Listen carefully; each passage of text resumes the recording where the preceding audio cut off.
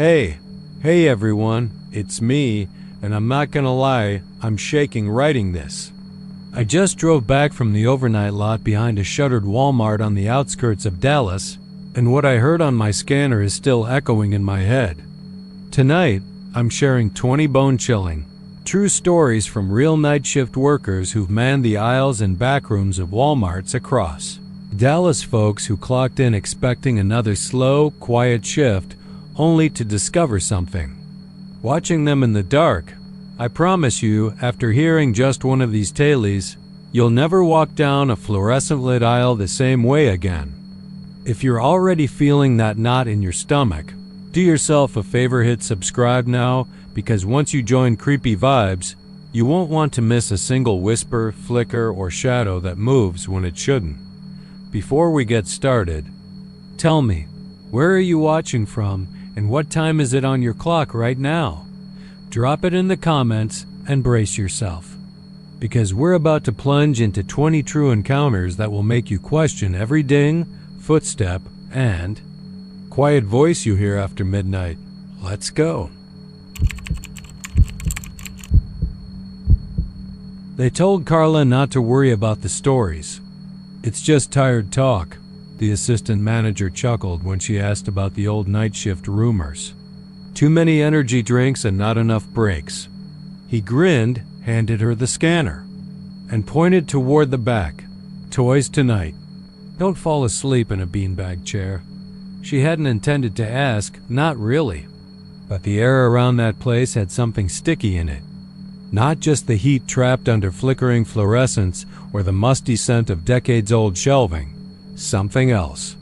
Like the walls were holding their breath. Carla was new to the Dallas store, just 2 weeks into her transfer. Night shift suited. Her better, no customers, no forced smiles, no expectations of charm or cheer. She just needed to count boxes, update inventory, and keep her head down. It was work, not a social hour. The toy aisle stretched farther than it should have. She noticed that the first night, it was wider than other aisles and almost too quiet, like the air got sucked out of it after midnight. She chalked it up to bad acoustics and new place nerves. At 12:07 a.m., she wheeled her cart toward aisle 26, the scanner in one hand, her clipboard clipped to the side, humming to herself old habits she'd picked up to drown out silence. She started at the bottom shelf. Barbie dolls, rows of them. Blonde, brunette, brown-skinned, astronaut suits, doctor kits, fairies with plastic wings, all boxed. All smiling. She moved down the line, scanning barcodes, marking quantities. Then paused. Something felt off. There was a doll sitting on the floor behind her. Out of the box. It was about 2 feet tall, with glassy eyes and a cloth body, the kind you'd find in the discount bins. She hadn't seen it there a moment ago, but maybe she'd missed it in the cart shuffle. She leaned over, picked it up. No barcode, no tag, no brand name. Just red yarn hair, a stitched-on smile, and one hand raised slightly like it had been reaching for something. She placed it on the shelf, next to a row of boxed-up baby dolls, and kept scanning. Click. The sound was soft, but sharp enough to stop her mid-beat. Like plastic limbs bending into place. She turned. Nothing. She scanned another. Barbie. Click. She whipped around. The ragdoll was back, on the floor again. This time directly behind her. She froze. Her hand trembled slightly on the scanner handle. She told herself someone was messing with her. A prank. Maybe one of the new kids from stock, sneaking up behind aisles and moving it when she wasn't looking. She picked the doll up again, more slowly this time, turned it over. Still no tag, but there was something new stitching along the back of its neck. Letters. Red thread spelling something crooked and jagged. Carla. She dropped it. Not tossed. Drop. It hit the linoleum with a quiet thud and lay still. The scanner slipped from her other hand and hung loosely by the strap as she turned her back to the doll and pushed her cart forward, telling herself she'd mention it to John in security later. Maybe ask if they had footage of who brought the damn thing out. She didn't look behind her, not until she reached the end of the aisle and turned. The doll wasn't there. Her breath caught. Not quite a gasp, but a sudden hiccup of cold air that lodged in her chest. She stepped forward again, quicker this time, heading toward the pet supplies aisle, but her cart suddenly snagged, the wheel catching on something soft. She looked down. Doll Dot sitting in the middle of the main walkway, right in front of her. Only. Now both its hands were raised, palms up, as if waiting for her. She backed away, and the automatic lights overhead buzzed louder. A flicker in the corner of her vision, one of the LEDs above the baby formula aisle blinked and went out with a sharp pop. She turned and walked fast, now abandoning the cart, her scanner swinging at her side. Back room. That's where she needed to go. Call someone. Maybe one of the overnight managers. Maybe just get outside, breathe. But the hallway near the employee break room was colder than the rest of the store. Not just air-conditioned and naturally cold. She reached the door to the locker area and froze again. Low hum came from inside. Then a voice, faint, like a little girl whispering, "Stay and play." She didn't open the door. Instead, she backed away slow, unsure. Her hand brushed the walkie clip to her belt, and she pressed the side button. "Greg, you copy?" "Greg, this is Carla. Something weird's going on in toys. Double quote static. Then a voice. But not Greg's. "You forgot to say thank you." The speaker crackled dead. She dropped the walkie and turned toward the front registers, moving. Faster than she had in years, almost running now, when she saw them. Dolls. Dozens of them. Lined up in the checkout lanes. On conveyor belts. On counters. All facing the same way. All facing her. And each one had a name stitched into its neck. Not printed. Stitched. Amber. Louise. Darnell. Heather. She recognized them. They were employees. Some had transferred. Some had quit. Some she remembered now had just stopped showing up. The store had a turnover problem. That's what management called it. It's retail, they'd say. People come and go. But she was starting to think they didn't go anywhere at all. Her legs buckled. She fell to her knees, scraping. Skin on the floor. One doll rolled forward and landed beside her, face first, like it had lunged. She scrambled up, ran. The sliding glass doors didn't open. Of course they didn't. They only worked on a timer. For customers. Not for employees after hours. She pounded. On the glass, screamed. The parking lot was empty. No headlights. No motion. Behind her, the soft sound of cloth dragging on linoleum. She didn't turn around. She just slid down against the glass, eyes shut tight, whispering to herself that she was tired. Just tired. The lights above her dimmed. One by one. Click. Then silence. They found her the next morning during opening prep. Sitting in the front vestibule pale, her scanner still clipped to her belt, eyes wide but vacant. She didn't speak again. Not to anyone. She just sat. In the corner of her hospital room. Weeks later, the nurse noted something odd. A handmade doll sitting in her lap, identical to the description from the store's report. No one brought it in.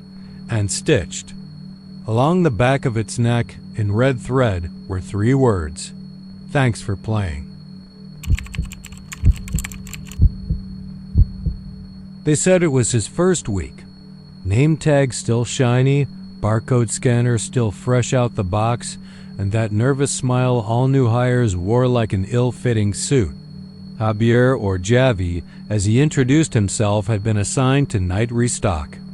At the Carrollton Supermart on the outskirts of town, the one right off Beltline Road, nestled between an abandoned auto shop and a payday loan place that hadn't had lights on in 6 months. No one liked that shift. The store didn't see much foot traffic after midnight, But the flickering lights, long aisles, and the way the air conditioning moaned like a dying animal made it feel like the whole building breathed at night. People said the floor tiles were crooked on purpose, like the store wanted to tilt you just enough to forget your way. I was on the shift that night too. I'd been working at that supermart for 4 years, mostly out of habit, partly because I didn't have anywhere better to go. I'd seen people come and go. I'd trained half of them. But something about Javi felt different. Not that he was strange, he was actually pretty easy to get along with, but there was a stillness to him. Like he was always listening, even when no one was talking. That Thursday night started like any other. Store closed at midnight. The remaining lights dimmed down to a sleepy orange glow. The speakers played lo-fi instrumental jazz, which somehow made the place feel lonelier. We each took our assignments: dog food, detergent, canned goods, paper products. Javi was handed a cart full of boxed shampoo, razors, soap refills, and was told to restock hygiene items over by aisle 14 through 16. He gave a little thumbs up and rolled his cart away, whistling a tune I didn't recognize. That was the last time I saw him. It was around 2:30 a.m. when I noticed he hadn't come back. Everyone else had finished their sections or was wrapping up. I checked the break room empty. Bathrooms? Clean. I even peeked outside to see if maybe he'd stepped out for a smoke. But the parking lot was dark and undisturbed, just the crooked light pole buzzing over his still-parked red Civic. So I walked over to hygiene. It's a straight shot. From the front of the store, 3 aisles past the pharmacy window. But as I moved toward that part of the building, something felt off. The lights in that section weren't flickering, they were out. Completely. The only glow came from behind me, where the overhead still worked. I pulled out my phone to light the way, telling myself the breakers were probably tripped. It had happened before, but even my phone's flashlight didn't feel strong enough. The darkness seemed to absorb the beam like a sponge, and I had to step closer than I liked just to read the aisle markers. I found aisle 14, then 15, then 16. I turned the corner to check the end cap and then froze. There was another aisle. No label on the top, just a gap between 16 and what should have been the back wall. The space looked wrong. Too narrow at first, then too long. The shelves on either side stretched unnaturally far, with products stacked in uneven rows, all wrong, like someone had arranged them by color or weight, not category. Baby powder next to bleach. Electric toothbrushes shelved beside bug spray. The air grew colder as I stepped inside. My breath fogged faintly, and the sound of the store. Jazz faded until all I could hear was the soft hum of distant refrigeration units. I called out, "Javi?" But my voice died somewhere above me, like the ceiling had swallowed it. There was no answer. I walked deeper. Halfway down the aisle, I saw his cart, just sitting there, neatly organized. Boxes of body wash open but not emptied. A box cutter. On top, still capped. No sign of struggle. No spilled product. Like he'd just walked away in the middle of a task. I touched the handle. It was ice cold. Then I noticed the walls. Not the shelves, the walls. Behind the shelves, on either side of me, there were cracks in the paint, tiny seams where plaster had started to peel. As I leaned closer, I saw that the paint wasn't peeling, it was shifting, moving. It pulsed faintly like muscle under skin. And behind it, there was something deeper, darker than just concrete. It looked like eyes. Tiny, wet, blinking eyes, like fish peering through a tank. I stumbled back, knocking over a shelf of mouthwash bottles that shattered against the floor, the blue liquid spreading like a pool of something unnatural. The smell hit me instantly strong, but wrong. like cleaning fluid mixed with old meat. Then the whispering started. Not in English. Not even in Spanish, which I understood. It was like a chorus of low, clattering breaths, words formed in the back of a throat not built to speak. The sound seemed to come from both ends of the aisle, and then I saw him just barely, a few feet ahead, walking slowly. His back turned to me, same work shirt, same messy hair. He wasn't pushing the cart. He wasn't doing anything. Just walking forward, arms stiff at his sides. I called his name again, louder. He didn't stop. I ran after him, or tried to, because every step I took forward stretched the aisle longer. No matter how fast I moved, he was always 20 feet ahead. Always just out of reach. I screamed his name, my voice cracking, echoing off the shelves in mocking delay. Then he stopped. He turned, and I swear to God, it wasn't his face. It was a face, yes, but wrong, flattened, stretched, as if something had tried to copy what a human face should look like from a bad memory. The eyes were too round, the mouth too wide, and it smiled at me. That awful, twitching smile. The lights blinked once bright, then dark, and suddenly I was standing outside the aisle again, back by 16. No sign of him. No sign of the cart. No broken glass. No blue spill. The aisle was gone. In its place was a blank wall. I turned and ran, told the manager, told security. They checked the cameras, nothing. Not even a single frame of him walking into that area. Just a static skip between two timestamps. He was there. Then he wasn't. They brought in police. Dogs. Drones. Nothing. That section of the store got renovated a week later. Whole hygiene department moved up front. They said it was for better visibility. But I know what I saw. I felt it. Something opened that night. A crack. A doorway. Aisle 17. Doesn't exist on the floor plan, but sometimes if you're alone and not looking for it, it still finds you. It started with a customer named Joel Martinez, an exhausted electrician from Arlington who dropped by the Walmart off I-20 and Little Road around 10:15 p.m., just before closing. He wanted some peanut butter and motor oil, typical last minute dad stuff. The store was practically empty except for a few night shift workers mopping near produce, two teenagers arguing in the toy aisle, and an older woman at the self-checkout lane fumbling with a bag of frozen spinach. Joel scanned his items and heard it, something brushing, scraping just under his feet. Like claws dragging across metal, soft but deliberate. He glanced down, expecting a rat or maybe a loose wire vibrating under the flooring, but the tiles under the checkout units looked sealed tight. He even crouched to get a better look beneath. The machine, nothing. Still, that sound didn't stop. It circled his feet like something pacing, and then suddenly halted. As if it sensed his attention, Joel shrugged it off, finished paying, and walked out only to come back 2 minutes later. He'd left his debit card. That's when he saw it again. The older woman was gone. So was the cashier who had been standing by the end of the checkout aisle. But the screen on one of the self-checkout stations blinked. Error. Please seek assistance. Nobody was nearby. As he stepped closer to the machine, he saw something strange, a set of long, thin scratch marks etched around the base of the checkout unit, like someone had tried prying it open from underneath. He took out his phone to snap a picture, but the screen glitched and died. Not a battery issue.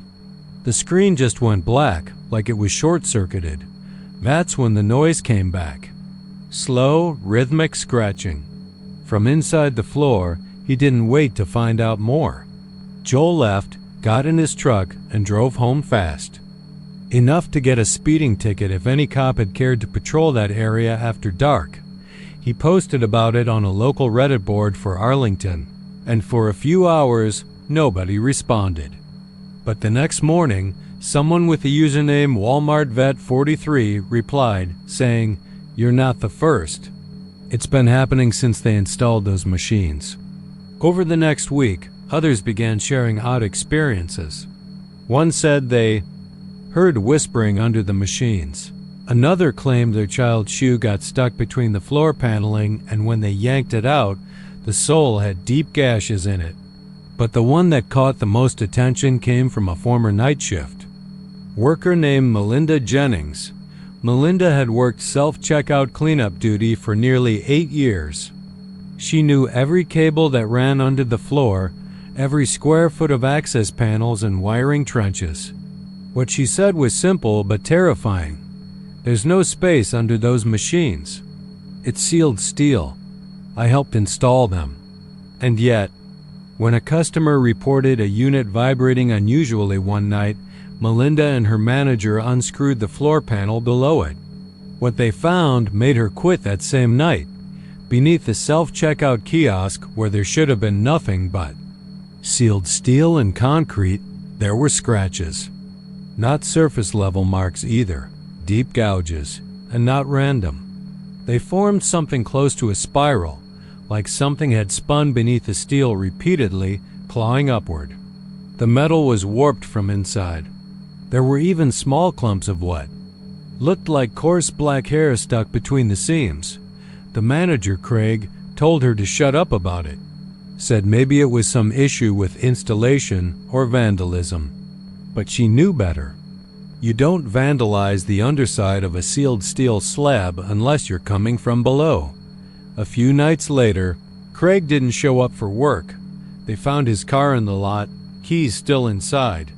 The doors were locked. Security footage showed him walking the store at 1:43 a.m., heading to the self-checkout machines. He knelt down beside the same unit they'd opened earlier, and then nothing.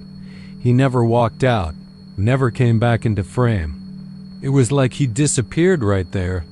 The camera flickered once, and the next frame showed an empty floor. Only thing left behind, a single work boot, torn at the ankle, and a smear of something black along the edge of the checkout. After that, corporate shut down that particular unit. They welded the floor shut, said it was for safety upgrades. But the noises didn't stop. Workers reported hearing something beneath them still scraping. Scuttling, low rattling sounds like something dragging across the pipes that ran underneath the concrete. A new girl, Kiara, refused to work self-checkout after one night shift.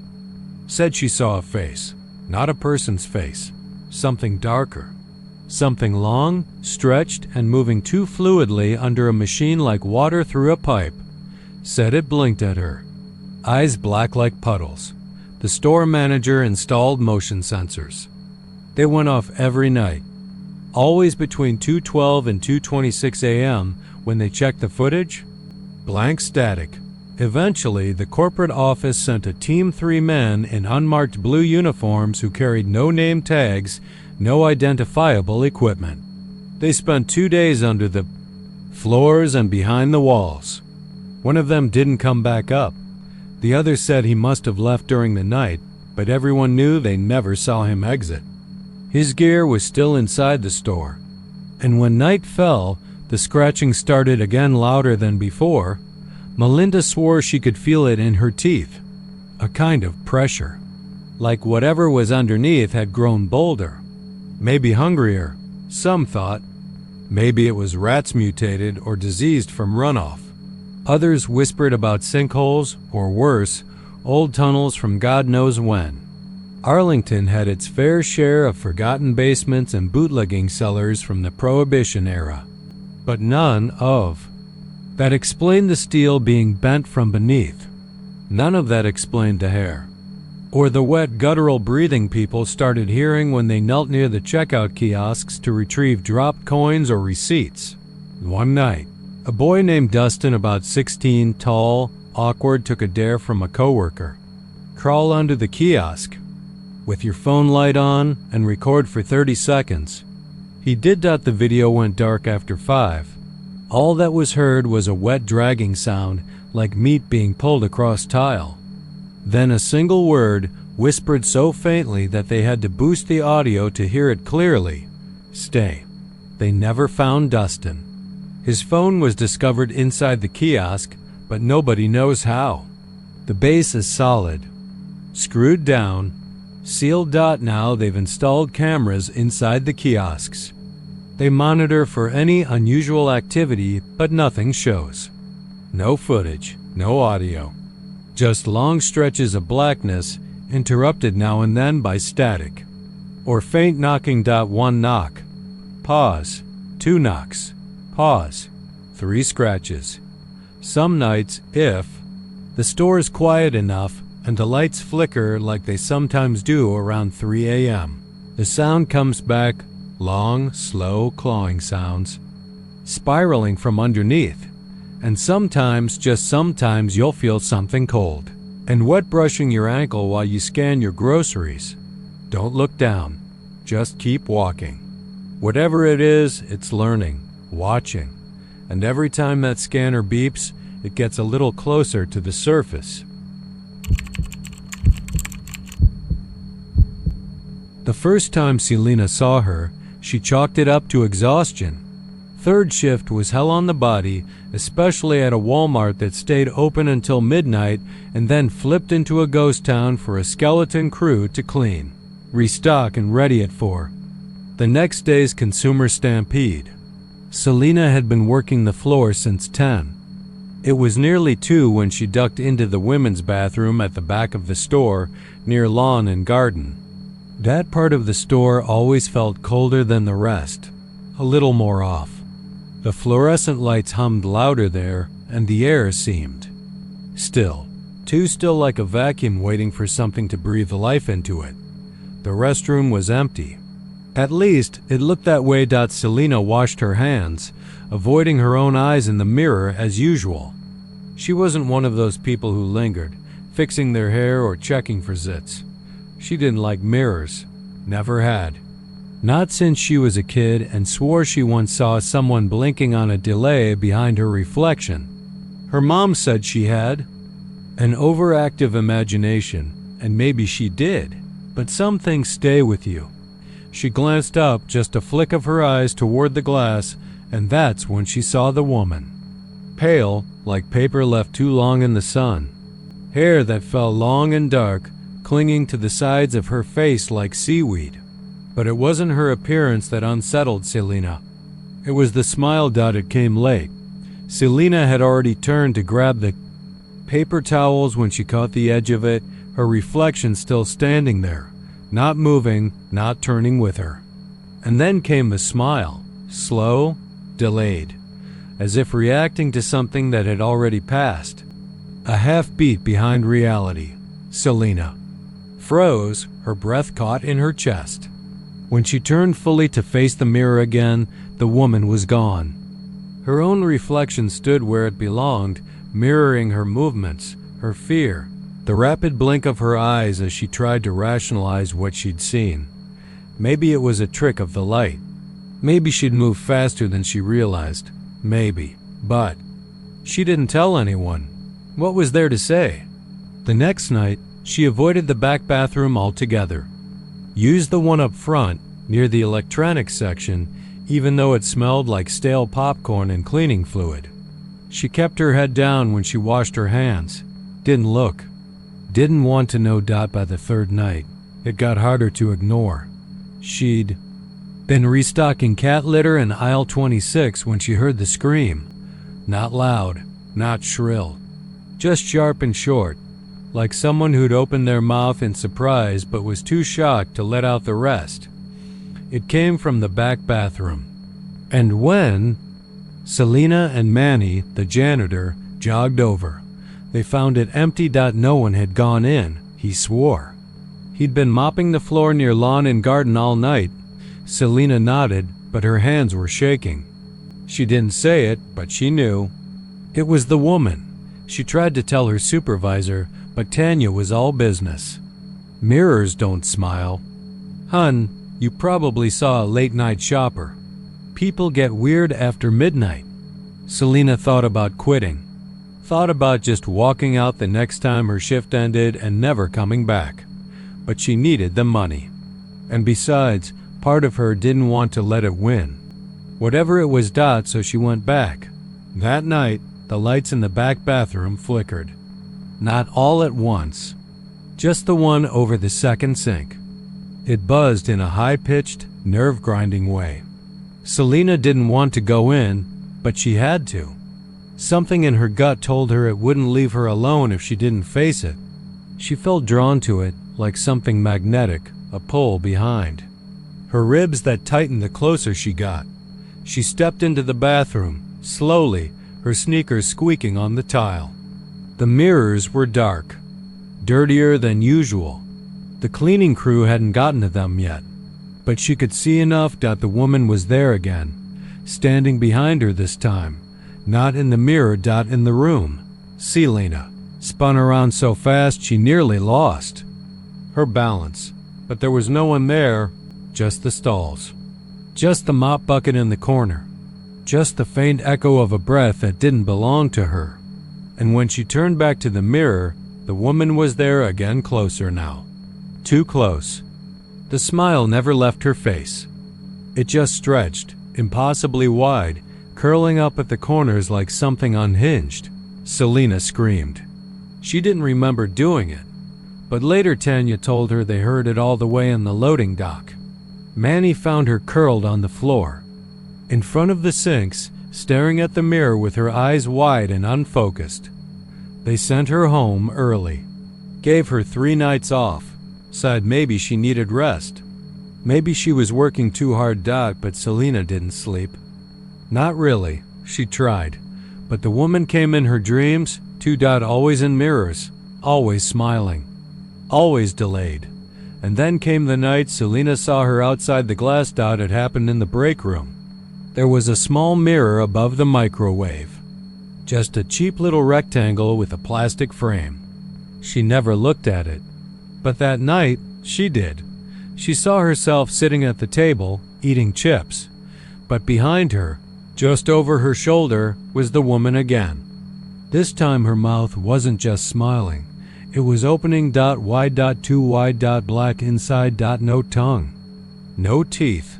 Just shadow. Selena turned fast enough to knock over her drink, soaking the table and the floor. But there was no one there. No one behind her. No one in the room. And when she looked back at the mirror, the image was gone. Just her. Just Selena. She ran to Tanya, tried to explain, shaking, crying now. But her words didn't make sense, not even to her own ears. Tanya put a hand on her shoulder and said, "Why don't you take the rest of the week off? Get your head straight." Selena nodded, but she didn't go home. She stayed. Waited until the store was empty again. Just the handful of third-shift folks left.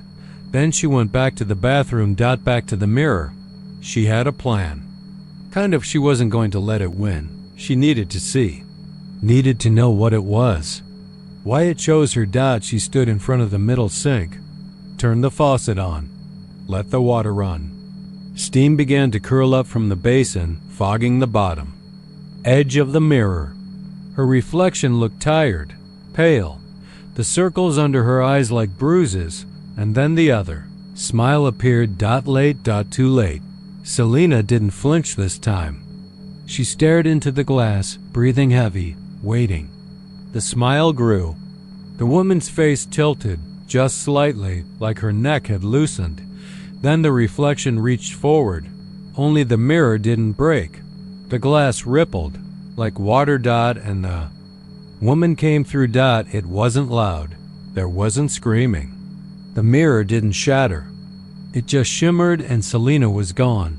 They found the bathroom lights still on. Faucet still running, but no one inside.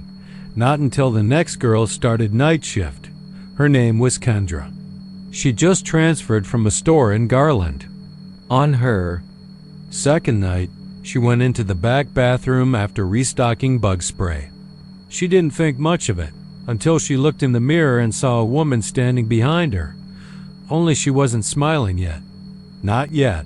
but she would be just a second too late. The punch clock beeped like it always did at exactly 10:59 p.m. on a Thursday night graveyard shift.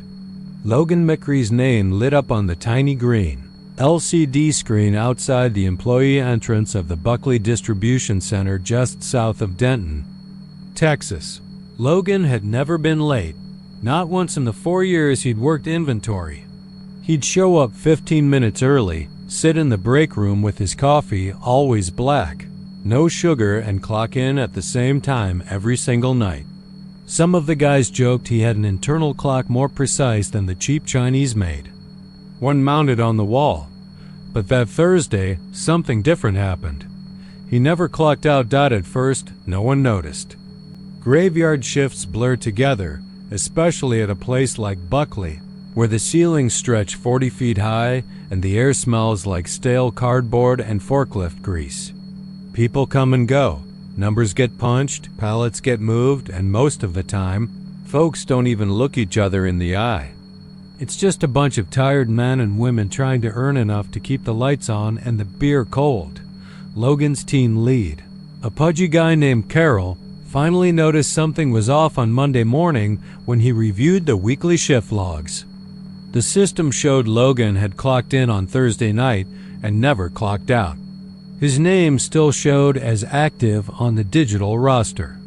At first, Carol figured it was a glitch. Maybe Logan forgot to punch out. Maybe he got sick and left early. Hell, maybe the system was just buggy again. It wouldn't be the first time the old server backfired during an update. Carol walked to the locker room just before sunrise that Monday. It was quiet, the kind of quiet that gets inside your ears and makes you feel like something's crawling under your skin. He found Logan's locker, still locked. That was odd. Logan never left without grabbing his keys, his coat, and that beat-up leather wallet he'd carried since high school. But there it was, his name on the silver tag, his lock still sealed tight. Carol stood there for a moment, scratching the bald spot under his hairnet.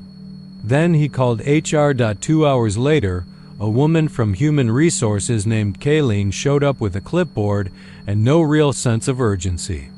She was the kind who wore heels even in a warehouse and sprayed enough perfume to gag a long-haul trucker. She clicked her pen twice and said, "Maybe he's sick. Did anyone call him?" Carol had, of course. He'd called Logan's phone 3 times since Sunday evening. It rang, but no one picked up. Straight to voicemail after the second try. No texts, no callbacks. He'd even driven by Logan's place on the east side of town, a tiny one-bedroom, off Fry Street. His car was parked in the lot, covered in dust and pollen. Nobody answered the door. Kayleen jotted a note, then left. That was it, but the weird stuff didn't start until Tuesday night. Luis was the first one to mention it. He was unloading a shipment of bottled detergent in Bay 4 when he thought he saw someone walking along the mezzanine above, just a shadow. At first, then maybe a figure. He squinted, pushed his safety goggles to his forehead, and called out, "Yo, Carol, that you?" No answer, but the figure stopped. Then it ducked out of sight. Luis shook it off, thinking maybe it was one of the new tong from third-party logistics, someone who got lost trying to find the break room. That kind of thing happened. But when he mentioned it later, Carol just frowned and muttered, "There's no one scheduled on mezzanine duty tonight, not even the janitor." Wednesday, 2 more workers saw the same thing. A flash of movement, boots pacing above. A reflection in one of the high plexiglass panels near the fire exit, except the figure in the reflection wasn't walking the same direction as the people on the floor. The rumors spread fast. They always do in places where the lighting's bad and the clocks tick louder than the people. People started whispering about Logan, about how he never clocked out, about how his shift never ended. Someone joked, "What if he's still working? Somewhere in the walls?" Nobody laughed out by Friday. Nobody wanted to go near the mezzanine. The lights started flickering up there every night around 2:13 a.m. It wasn't random, always the same time, always the same pattern. 2 short flickers, 1 long. Then silence. Then came the screaming. That first night, Janie, a single mom who packed cosmetic boxes, swore she heard screaming through the vents. Not loud, not panicked. Just low, guttural. Like someone was trying to talk but had forgotten how to use their tongue. She left her shift early and didn't come back. The next night, someone opened Logan's locker. They don't know who. Carol didn't authorize it. Kayleen denied HR had a master key, but when they came in on Saturday, it was open, neatly open. Not busted or forced, just opened like Logan had come back, spun the lock, and changed into his work boots again. Inside was a flashlight, still on. Batteries somehow not dead, and a note. Not a note, really. Just a torn strip of packing label with something scribbled in grease pencil. It said, "I can't clock out if I never stop moving." Nobody could explain it. The security footage didn't help. They checked the tapes from every door, every hallway, every entrance and exit. Logan never left. But he wasn't on the footage either. He wasn't anywhere. Except one spot, frame 278, warehouse camera number 6. The timestamp was 2:13 a.m., Friday night. For exactly 1 second, the footage glitched. And there, just standing between 2 pallets of shrink-wrapped cereal boxes, was a figure in a yellow vest. Face blurry, limbs stiff like he'd been caught mid-stride. The eyes were wrong. Too wide. Too empty. Like someone had forgotten to fill them in. Like 2 holes in a sheet of paper. And even though the footage was grainy and warped, everyone who saw it agreed on one thing. That was Logan's vest. Same tear on the left shoulder.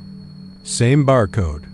Same black name patch above the chest pocket. Carol had the footage deleted. Told everyone to stop spreading rumors. But people kept quitting. Louise left first. Then Tanya. Then Three Tongue, who'd only been there 2 weeks. They said the warehouse didn't feel right anymore.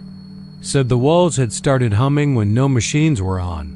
Said sometimes they'd see Logan's reflection in the mirrors above the safety stations, even when they were alone. Last week, one of the night janitors ran out screaming. He said he'd seen a man crawling between the racks in aisle 6. Not walking, crawling, but fast.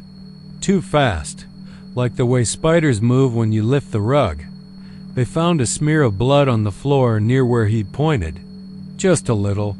Like someone had bitten the inside of their lip too hard. But there was no one else in the building. Only 3 people had clocked in that night, and all 3 accounted for. Logan's name still glows green on the roster screen. Still active. Still on shift. Carol doesn't talk about him anymore. He avoids the break room, drinks his coffee. Out in the parking lot, and keeps a flashlight on him at all times. He says the bulbs upstairs burn out too often now. Says it's better to be ready. No one goes near Bay 4 anymore. And the punch clock? It still beeps every Thursday at 10:59 p.m. Every week. Same time. Same name. The night shift at the Beaumont Supercenter was always slow. The kind of slow that lets your thoughts crawl into spaces they shouldn't. Lights buzzed just a little too loud. The air conditioner kicked on and off with no regular rhythm. And the intercom, well, that was its own beast. Sometimes it cracked for no reason, like a throat clearing in the ceiling. Other times, it echoed like someone was breathing into the mic from inside a tunnel. But for the most part, you could chalk it up to cheap tech or dusty wiring. That was until it started calling for Jonathan again. The first time, it was around 2:11 a.m. Carly, one of the newer stalkers, dropped a box of PS5 controllers when the Intercom rasped to life and said in that mechanical, genderless tone, "Jonathan to electronics." Jonathan to electronics. Everyone paused. A beat of silence followed, like the whole building took a breath and held it. Then Dan, the shift supervisor, cleared his throat and chuckled like it was nothing. "System glitch," he said. "Ignore it." But Carly looked pale. Her knuckles were white around the box. And she didn't ask what the others already knew. Jonathan had died in that very store. In electronics. 2 years ago to the week, he'd been unloading a pallet off a truck in the receiving bay when the forklift slipped off the ramp, crushed him against the steel siding. They said his ribs popped like knuckles that his eyes didn't even have. Time to register what was happening. 1 minute he was humming to himself. He always hummed some old blues tune next minute. He was a blood smear on the back. They closed the store for 2 days. OSHA came, some press.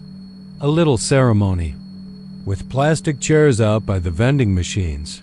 Then the world moved on, except maybe the intercom didn't.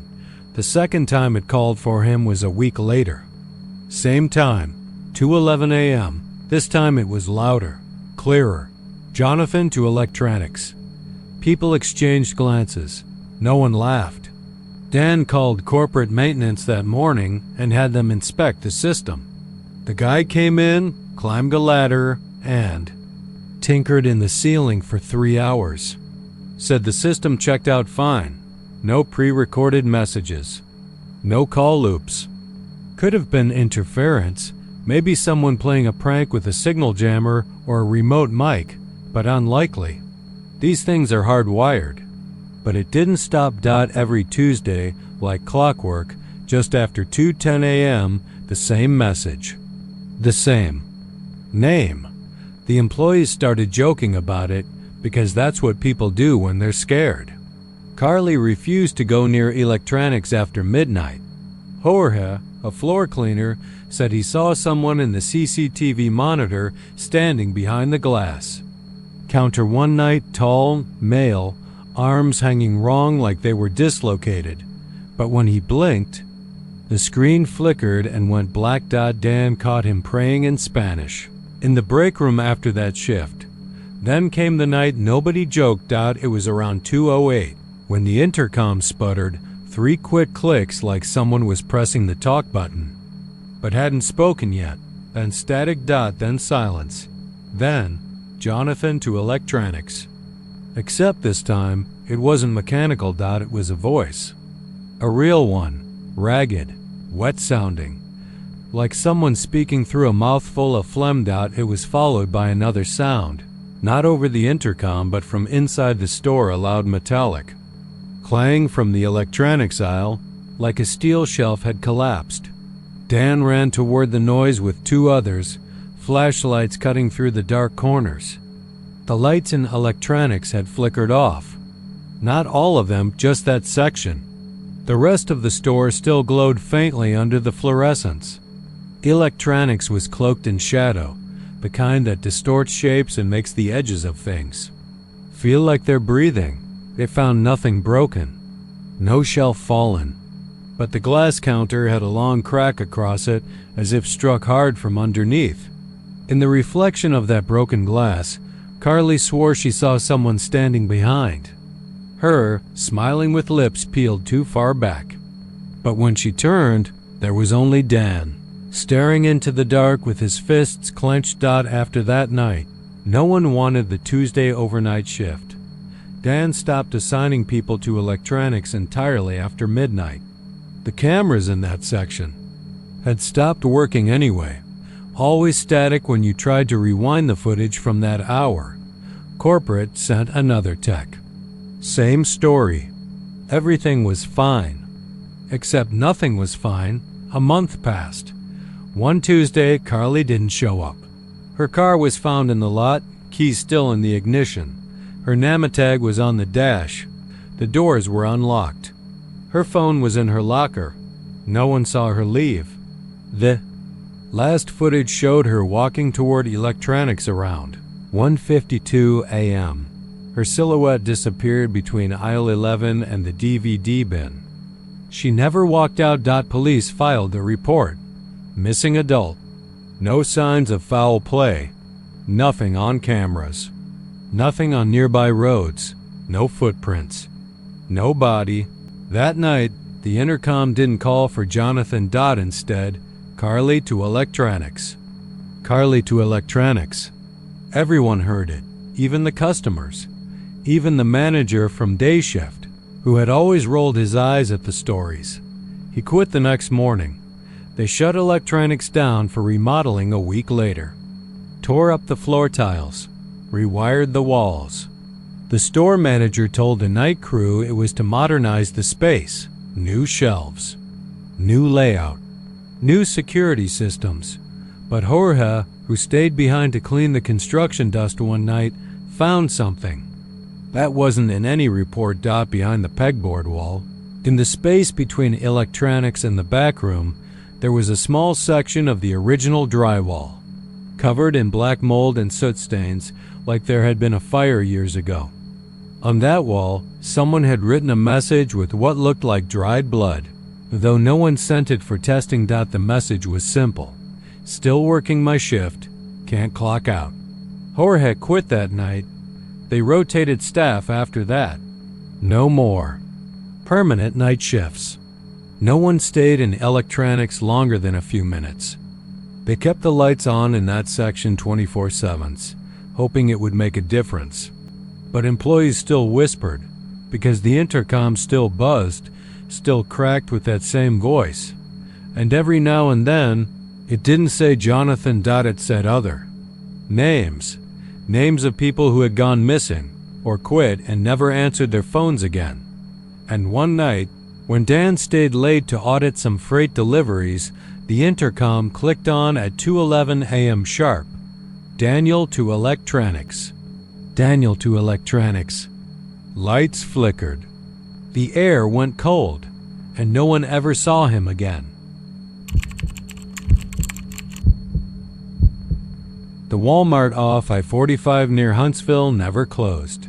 That was the point. It stayed open 24 hours a day, 7 days a week, rain or shine, holiday or hurricane.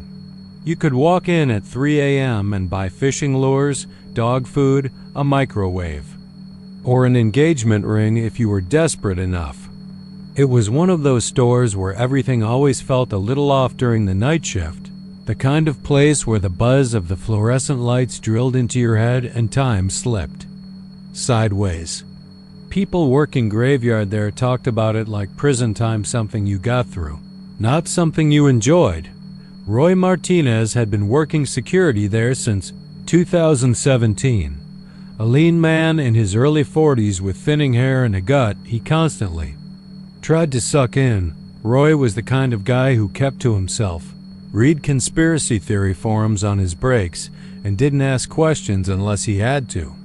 He'd seen it all: junkies nodding out in the detergent aisle, teenagers making out on the inflatable pools, even a guy who brought a goat inside on a leash and acted like that was perfectly normal. But nothing had ever really made him nervous. Until the garden section. It started around late April. That was when the store began rolling out their spring patio setups: grills, lawn chairs, outdoor lighting, and garden gnomes with weird grins. They also brought in new mannequins. That was new. They'd never used mannequins out in the garden section before. Usually, the plants and props sold themselves. But this year, some corporate genius decided they'd pose mannequins wearing gardening gloves and sun hats among the flower beds and patio displays to give customers a lifestyle feel. There were 6 of them at first. 3 men, 3 women. All white, blank-faced, and eerily tall, maybe a bit too tall. One had a straw hat tilted just a little too far to the left, like it had cocked its head. Another wore a bright yellow sundress that looked like it had been stitched right onto its rubbery skin. The third one wore denim overalls and had soil on its fingertips. Real soil, Roy noticed. He thought maybe one of the garden center workers had touched it with dirty hands. But when he brushed it off one night during his rounds, it smeared like it had come from inside the hand. He reported it to the assistant manager. "They look weird," he said. "Realer than they should be. Uncanny, you know?" Gary, the assistant manager with a limp goatee and an unearned sense of authority, just laughed. "They're mannequins, man. You've been watching too many horror flicks." But Roy noticed other things. Little things at first. The mannequins changed position sometimes. Not like they'd been moved for displays.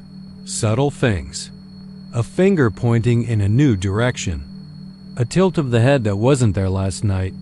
One time, he walked past the man in the overalls and saw it had a smile. Just a slight one, stretched awkwardly on its rubbery face like someone had started molding an expression and stopped. Halfway. Another night, Roy found dirt tracked in from the outdoor garden area, long streaks of it leading to the automatic doors. No prints, just streaks. Like something had been dragged. He told himself it was probably a prank. Maybe a bored night stalker or a group of kids messing around with the cameras. But the more he watched, the less he could explain. Because the cameras didn't show the mannequins being moved. In fact, they didn't seem to pick them up at all. The mannequins weren't visible on footage, just not there. In the camera feed, the garden section looked normal. Empty. One night, Roy walked his usual loop through the store at 2:41 a.m. He always walked through the garden section last. It was the furthest from the main store, out past the sliding doors, and under the metal canopy that rattled when the wind kicked up. The lights there were dimmer, more yellow than white, and buzzed constantly like a bad headache. As he rounded the aisle with the citronella candles, he saw them. All 6 mannequins were clustered together around a patio table, sets, sun hats, gloves, rubber boots, all perfectly still. Except not. The one in the straw hat turned its head, slowly. Not with a jerk or a twitch, but with the kind of slow, deliberate motion that said it knew it was being watched. Its eyes weren't blank anymore. They were glassy and dark. Wet-looking. Roy froze. His mouth went dry. He backed away, thinking maybe the shadows were playing tricks, but then the one in the yellow dress stepped forward. Just a half step. The sound of rubber scraping concrete was unmistakable. That was the night he quit. He didn't even clock out. He walked straight out the front entrance, tossed his badge into the storm drain, and drove home without saying a vava. Word to anyone. The next day, Gary called to ask what the hell had happened. "I'm not going back there," Roy said flatly. "You need to call someone. I don't care who. Just ... Don't go into the garden section at night." They didn't listen. Of course not. Management assumed Roy had finally snapped. Sent some new guy Tyrese something to take overnight. Security. 22, cocky and desperate for hours. Tyrese lasted 4 days. On the 5th day, his girlfriend called the store in hysterics, saying he never came home. Police checked the parking lot. His car was there, keys in the ignition. His flashlight lay on the ground near the garden section exit, cracked like it had been stepped on. There was no footage. None. Not even of him. Arriving. The mannequins were still there. Then people started seeing them in the daytime. Customers complained. A woman claimed one of them was standing near the planters, staring at her little girl. Another man swore one followed him for 3 aisles before vanishing behind a shelf of mulch. One of the greeters, an old woman named Marcia, quit after she walked past the garden section on her smoke break and heard whispering in a language she couldn't understand. A janitor found a pile of fingernails by the outdoor fountains, human ones. That Walmart is still open. They don't keep mannequins in the garden section anymore. At least, not officially. But if you go there around 3 a.m. on just after the night fog rolls in off the nearby lake, you might see them. Lined up beneath the buzzing yellow lights. Still. Too still. Don't look too closely, because they'll look back. And if one of them starts to smile, it's already too late. At 2:43 a.m., the motion alert pinned across the closed-circuit feed of a super save off the I-20 loop near Abilene. It was a big store, the kind of place that had 24 aisles, 5 self-checkouts, and 2 night shift workers who barely said 10 words to each other across an entire week. At that hour, under the dull hum of ceiling fluorescents and humming refrigeration units, the store felt like an abandoned spaceship, sterile, still, humming with latent electricity. Carter, the night manager, was in the back office when the ping lit up on the surveillance feed. He blinked at it, leaned forward, and tapped the screen with a chewed thumbnail. Aisle 9. Movement detected. Carter squinted. There was no one scheduled to be stocking aisle 9, no late delivery, no janitorial schedule. He toggled the thermal overlay, nothing, no body heat, no signature, just the faint shimmer of something shadows, maybe flitting past the canned soup display.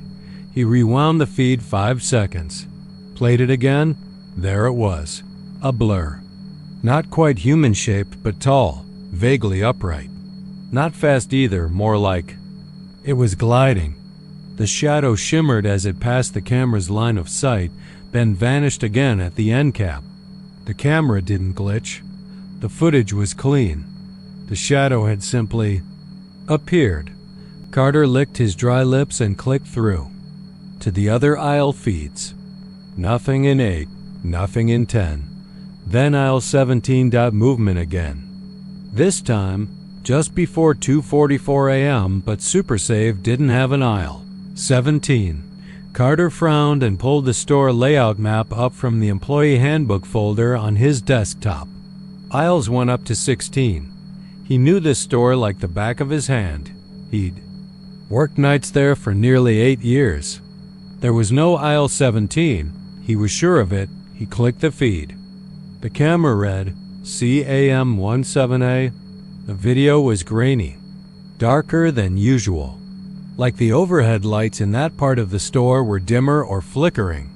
There were shelves sure stocked with things he didn't recognize, glass bottles without labels, toys that looked old, like antiques, and dolls. So many dolls. Their plastic faces stared up at the ceiling, glass eyes unblinking. He stared at the screen, waiting for the footage to loop or glitch, but the feed remained live.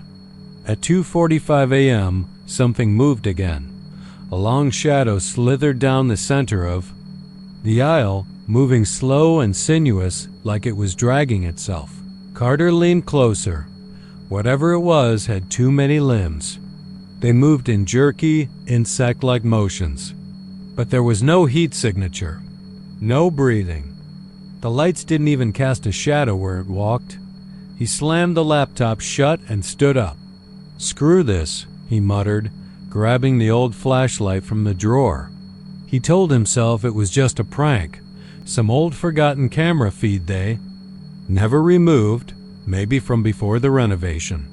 But deep down, his gut twisted in a way he hadn't felt since he saw his first corpse on the road after a winter wreck years back. Carter made his way through the back corridor, passing the break room and the employee lockers, emerging into the store near the pharmacy.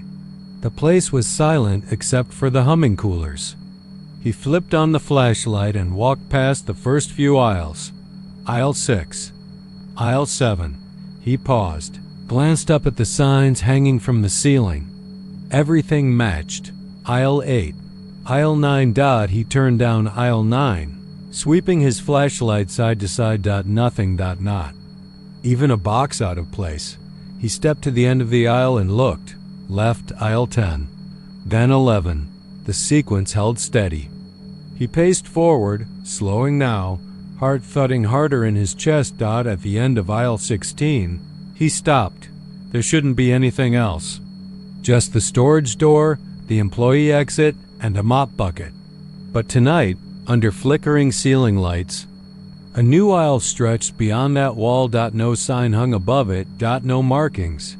Just a narrow corridor of shelves, dimly lit, leading into a stretch of the store that shouldn't exist. Carter took a step forward, then another.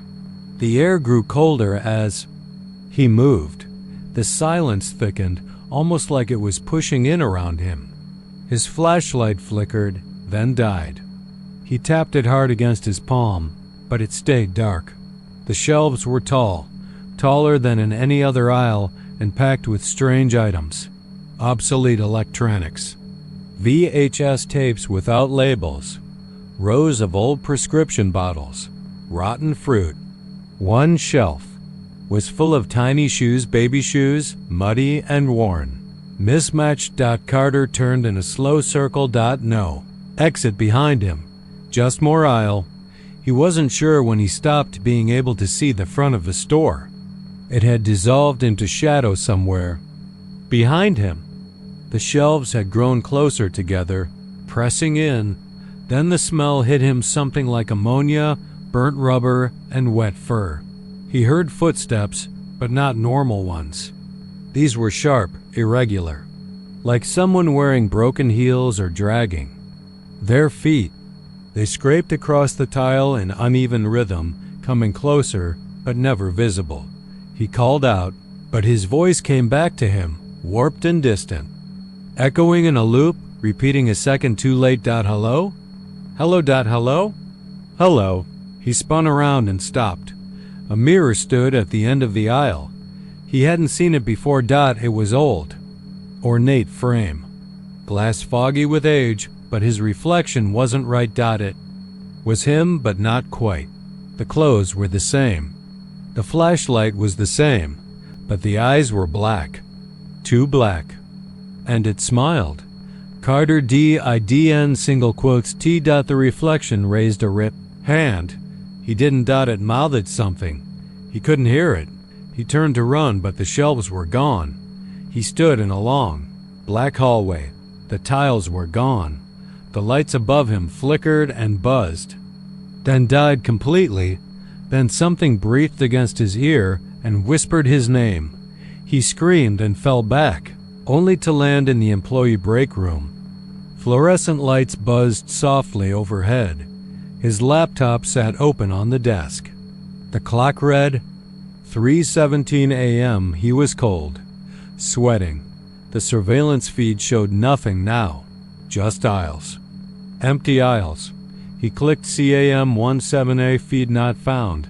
He tried again. File missing.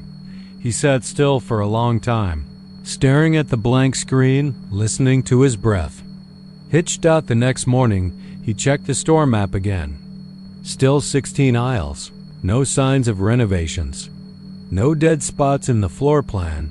But when he walked the store with the opening manager, he found something wedged behind the last shelf of aisle 16. A baby shoe. Muddy, torn, still wet. That night, Carter didn't show up for work, and when the assistant manager checked the security feed, the system pinged motion detection 2:43 a.m. cam to 17.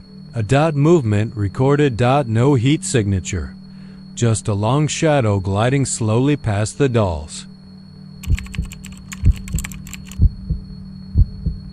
It started with a complaint.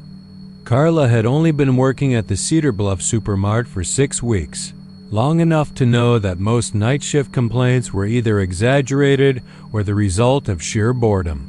That place bred a kind of weird fatigue, not just in the body, but in the mind. There was something about the humming lights overhead, the sterile linoleum floors, the endless shelves of things nobody really needed that made time stretch and reality fray a little at the edges. Still, she took it seriously, because people didn't joke about that locker. Locker 13. It wasn't superstition, not really. It was just something people stopped talking about after the second or third time someone brought it up. Carla had heard whispers about it her second week. Some kid named Devin said he opened it once and got burned. Frostbite, he'd claimed, from a steel locker in a building that barely kept the AC running. People laughed at him until he quit showing up. The manager, a half-deaf guy named Ray who seemed like he'd been working there since the store was built in the early 90s, didn't even react when Carla asked if she could switch lockers. "There. Assigned. Take it or leave it," he said, then added with a half-smile, "Just don't keep your lunch in there." Carla tried to forget about it for a while. She'd started keeping her things in the break room instead, but it became hard to ignore. The first time she noticed something was off was when she came in at 10:58 p.m. for her overnight shift and her locker door was cracked open. She knew she'd shut it. She always did. Habit from her last job at the hospital. But there it was, just slightly ajar, and there was a smell. Not rot, exactly. Not mildew or chemical cleaner. Something older. Cold, metallic, like the inside of a freezer that hadn't been opened in years. She reached for the handle and paused. Her fingers hovered there. The air around it felt colder. Not freezing, but out of place. Like standing too close to the refrigerated meat section at 3 a.m. She opened it slowly. Inside, her uniform was stiff, not just from the starch she used at home. It crunched in her hands. There was frost clinging to the fabric. Tiny spiderwebs of ice across the seams. Her name tag, clipped to the breast pocket, had a thin line of condensation across the letters. She touched the inside of the locker. Her fingers came away wet. There were no vents inside. No power source. That should have been enough to make her report it, but instead she just stood there, staring. Then something whispered her name. Carla. Just once, but it wasn't from the hallway or the break room. It came from inside the locker. She slammed it shut and backed away, heart pounding, trying to rationalize what she'd heard. Maybe the vent outside had kicked on. Maybe someone was screwing with her. She checked behind her. The break room door was closed. She was alone. After that, she avoided the locker entirely. She started keeping her phone and wallet in her apron, stuffing her hoodie into her register drawer. She didn't say anything. Not to Ray. Not to the others on shift. But the locker kept getting opened. Every night. No matter how far she stayed away from it. It wasn't just hers anymore. Others noticed it too. Travis from inventory said he heard the lock rattling while he was sweeping near the bathrooms. A soft clicking, like someone trying to open it from the inside. Tamika, who worked backstock, told Carla in hushed tones that she walked past the lockers at 2 a.m. and saw a puddle of water spreading out from number 13. She thought it was a busted pipe until she touched the metal and her skin stuck to it, like it was frozen. But the strangest thing, no matter how much moisture pooled or how thick the frost, it was gone by morning. Always. One Thursday night, near the end of her shift, Carla stayed late to help clean up after a spill in aisle 5. She clocked out at 7:12 bone tired, and went to grab her things from the break room. But she passed the locker bay on the way and saw something she couldn't ignore. Her locker was open again. Why this time? The others were all shut. And inside, for the first time, was something new. A photo. She stepped closer, hesitantly, already knowing what she'd see. It was a snapshot. One of those cheap Polaroid prints from a drugstore kiosk. Faded slightly, the colors washed out. It was a picture of her, taken from the side. She was bent over the register, talking to a customer, except it wasn't from today. She was wearing the red scarf she'd lost 2 weeks ago. She picked up the photo and her breath caught. Her reflection in the metal wall of the locker wasn't matching her movements. It was just slightly off. A second too slow. Like a bad video feed. She dropped the photo. It fluttered to the floor, landing face up. Carla. Her name again, soft as a sigh. She ran. She didn't clock out. Didn't even tell anyone. Just left. She stayed home the next day, trying to make sense of it. Maybe someone was stalking her. Maybe this was some elaborate prank. But the cold? The voice? The mirror-lag reflection? That wasn't something people could fake. She called Ray, told him she was sick. He didn't argue. She went back on Saturday night, telling herself she had to face it. That maybe it had all been stress, exhaustion, her mind playing tricks. She walked straight to the locker bay before her shift started. Locker 13 was sealed, shut. Padlocked. There was a sticky note on it. Do not open maintenance SCTDOLED. It wasn't Ray's handwriting. She asked around. No one had reported it. No one had touched it. And yet it was locked. That night, just after 3 a.m., the power flickered. The lights dimmed to half strength and a low hum rolled through the building like a groan. Carla was doing inventory in toys when it happened. She got up, stretched, and turned toward the end of the aisle. Someone was standing there. A woman. Same height as Carla. Same uniform. She couldn't see her face. "Hey," Carla called out. The woman didn't move. Carla took a few steps forward, then stopped cold. The figure was wearing her red scarf. Her breath caught. She blinked. The woman was gone. That night, when she left at dawn, Carla walked past the locker bay one more time. The padlock was gone. The door was cracked open. Inside was her red scarf, folded neatly. And her name tag, rimmed with frost. Carla. The K. Whisper was louder this time, clear. She slammed the locker and left. Quit the next day. Never looked back. A week later, Ray called her. Left a voicemail. "Hey Carla, just wanted to check in. Weird thing, maintenance never logged any work. For locker 13 and ... you. We opened it this morning. Found a uniform inside. Yours. But here's the thing.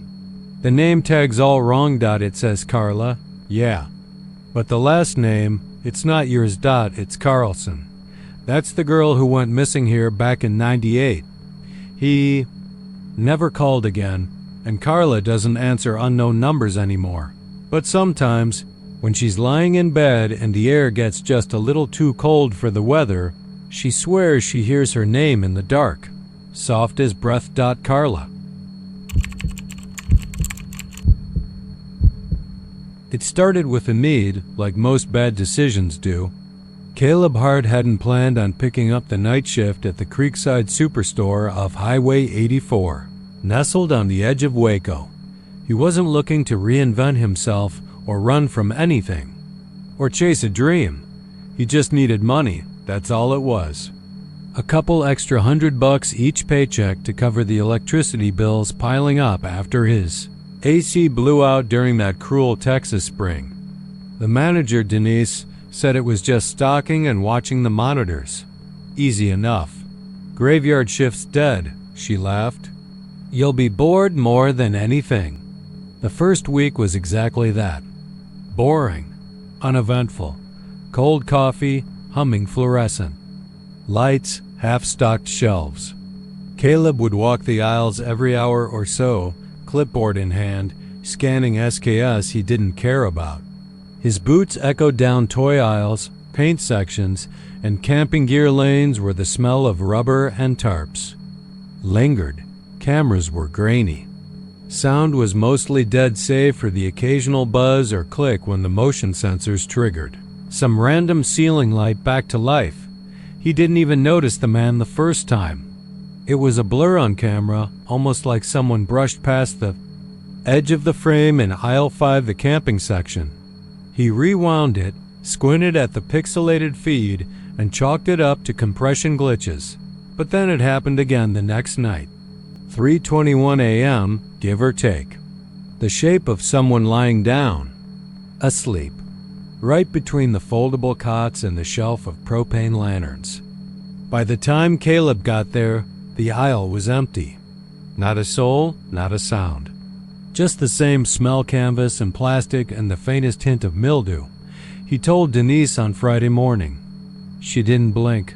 "Oh, that's just the sleeper," she said like it was a joke. "The what?" She laughed too casually. "That story's been floating around since before I even took over. Customers say they see a man sleeping in the camping section. Looks real, you know, detailed. Wearing boots, even has a name tag sometimes. But when you go check, poof." Caleb waited for the punchline. There wasn't one. "I think it's just local gossip," she added with a shrug, "or maybe a prank. Kids, maybe. You know how TikTok is." He wasn't so sure. Caleb started making extra rounds, especially near aisle 5. Every time he passed it, there was this weird shift in the air. A pressure. Like walking into a room that had just seen a fight tense, stale, heavy. And once, just once, he could swear the cot furthest from the camera had a dent in the center. Like someone had just gotten up dive by the end of the second week. Customers had started asking questions. "Is that man okay back there?" One woman whispered at checkout, clutching her toddler and a bag of charcoal. "What man?" "The one sleeping in the tents. Looked like he was hurt." Another customer, 2 days later, said something similar. "There's a guy in your camping section. Kind of rough looking. Real pale. I think he works here. He said hi to me by name." That made Caleb pause, because the woman had been a regular. But Caleb knew for a fact she hadn't been in that night.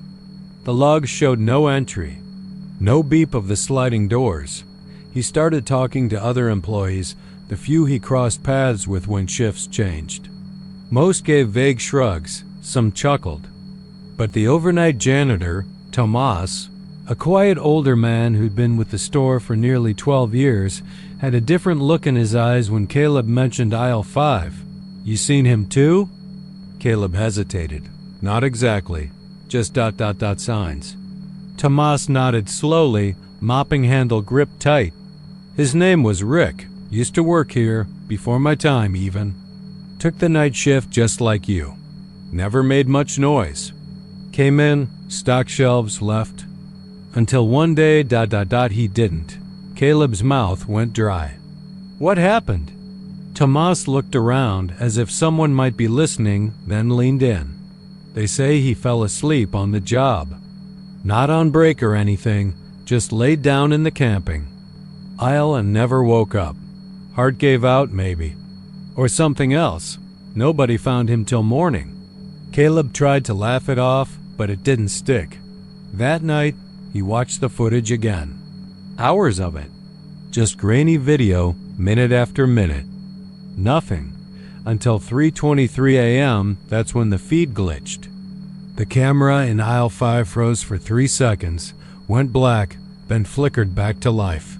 And there he was, lying there.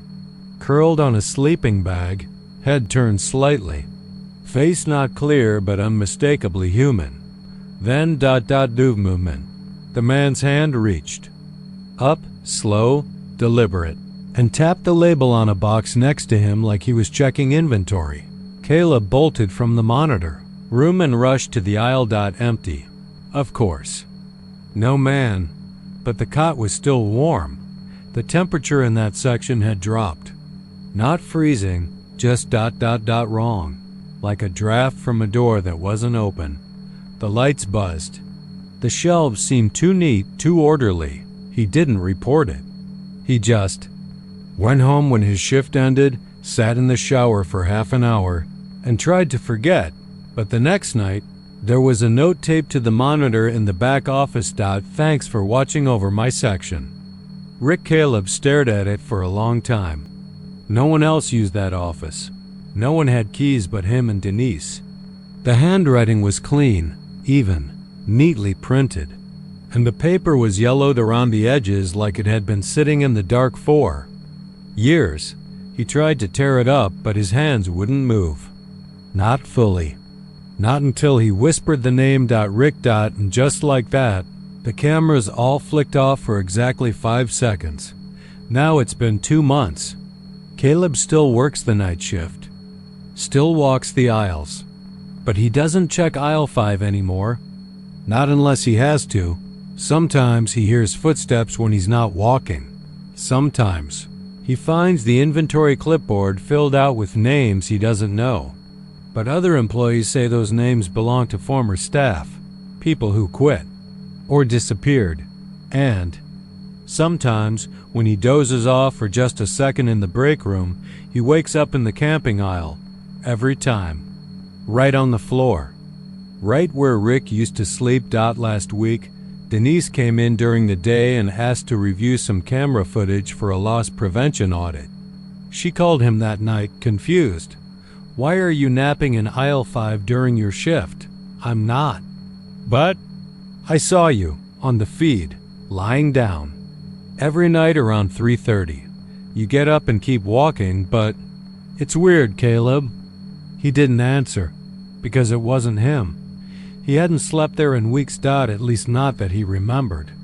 But last night, a customer stopped him near the registers. Young woman, nervous smile. Said she was just passing through town. "Hey, I just wanted to say thanks." "For what?" "For helping me find the right tent. You were asleep when I came in, I think, but you woke up when I called your name." Caleb froze. "I didn't." "You did. You said, 'Aisle 5, red 1, second shelf down.' You knew my name." Weirdest thing. She walked out, waving politely. Caleb looked back at the aisle. The red tent was gone. Sold. But the cot was full again. And this time, the man lying there looked exactly like him. The first time I noticed it, I thought it was a coincidence. You know how some buildings are wired weird, especially the older ones? The kind that sit on the edge of town like forgotten bones. Our Walmart in Gainesville had always been like that. Lights buzzing like hornets, ceiling tiles stained from leaks that no one bothered fixing, and floor tiles so scratched and dulled they looked like the skin of an old horse. But on that Tuesday night, the coincidence took on a shape, a rhythm, and that rhythm had teeth. The girl's name was Rayleigh Newhire, maybe 22 tops. She had these watery green eyes that didn't blink often enough, and a voice soft enough to make you lean in without realizing it. I didn't work directly with her. My shift was usually spent stocking the freezer section, cussing at pallets and praying no one asked me where the almond milk was. But I passed by checkout on the way to clock out, and for 3 nights in a row, I noticed the same thing.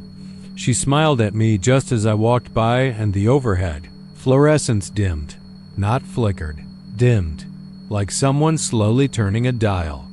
First time, I figured maybe she leaned on something, tripped a breaker. The second time, I paused a bit longer, thinking maybe I'd imagined it. The third time, I stood still and stared straight at her as I walked past checkout 5. She gave me that same smile, wide, all teeth, and the lights above her head didn't just dim. They pulsed, slow and deliberate, like they were breathing. And the thing that chilled me to my spine? Her smile never wavered. Not even when I stopped and turned to look. She just stood there, scanning a couple cans of soup for an old man with a basket, grinning like she was hearing the funniest joke in the world in her own head. I didn't say anything, not that night. Not the next, but it started getting worse. Brandon, the assistant manager, called a huddle the following Friday. Sighed. Something about inventory cameras glitching. Said something about a power drain near the front lanes. Sighed we might be inspected.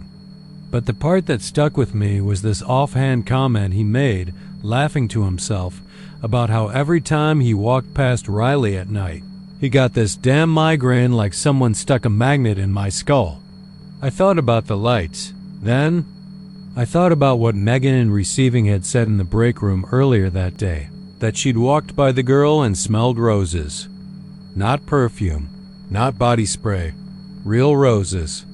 Like a whole damn bouquet shoved in her face. She don't wear any makeup either, Megan said, stirring powdered creamer into her coffee. She just glows like a candle, skin like glass. Gives me the heebie-jeebies. I didn't disagree. Saturday was the worst. I had to cover checkout for 2 hours because Jenna called in with the flu, and the register nearest to Riley was the only one not broken. She didn't say much, not at first. Just nodded when I walked up, kept scanning items like it was all perfectly normal. But I caught her watching me from the corner of her eye. Not once, not twice. Constantly. Every time I looked up, her head would snap back to the screen like I'd caught her cheating on a test. Around 11:50 p.m. 10 minutes. Before closing, the store was nearly empty. Just a couple high schoolers grabbing soda and snacks, a mom with a sleepy toddler, and this weird guy in overalls who smelled like wet dogs. And Riley, still smiling, she greeted the last customer with the same calm, sugary tone she always used. "Did you find everything okay tonight?"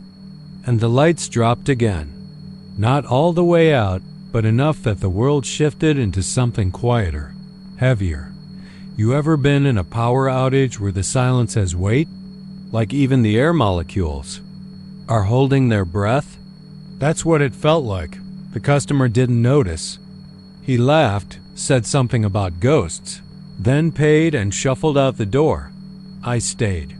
I pretended to scan some returns, pretended to need to wipe down my register, but I was watching her, watching how her smile didn't go away even after everyone else had left, watching how her pupils dilated so wide they almost swallowed the green in her eyes, watching how her hands didn't stop moving, not fidgeting, but twitching like she was holding back from grabbing something.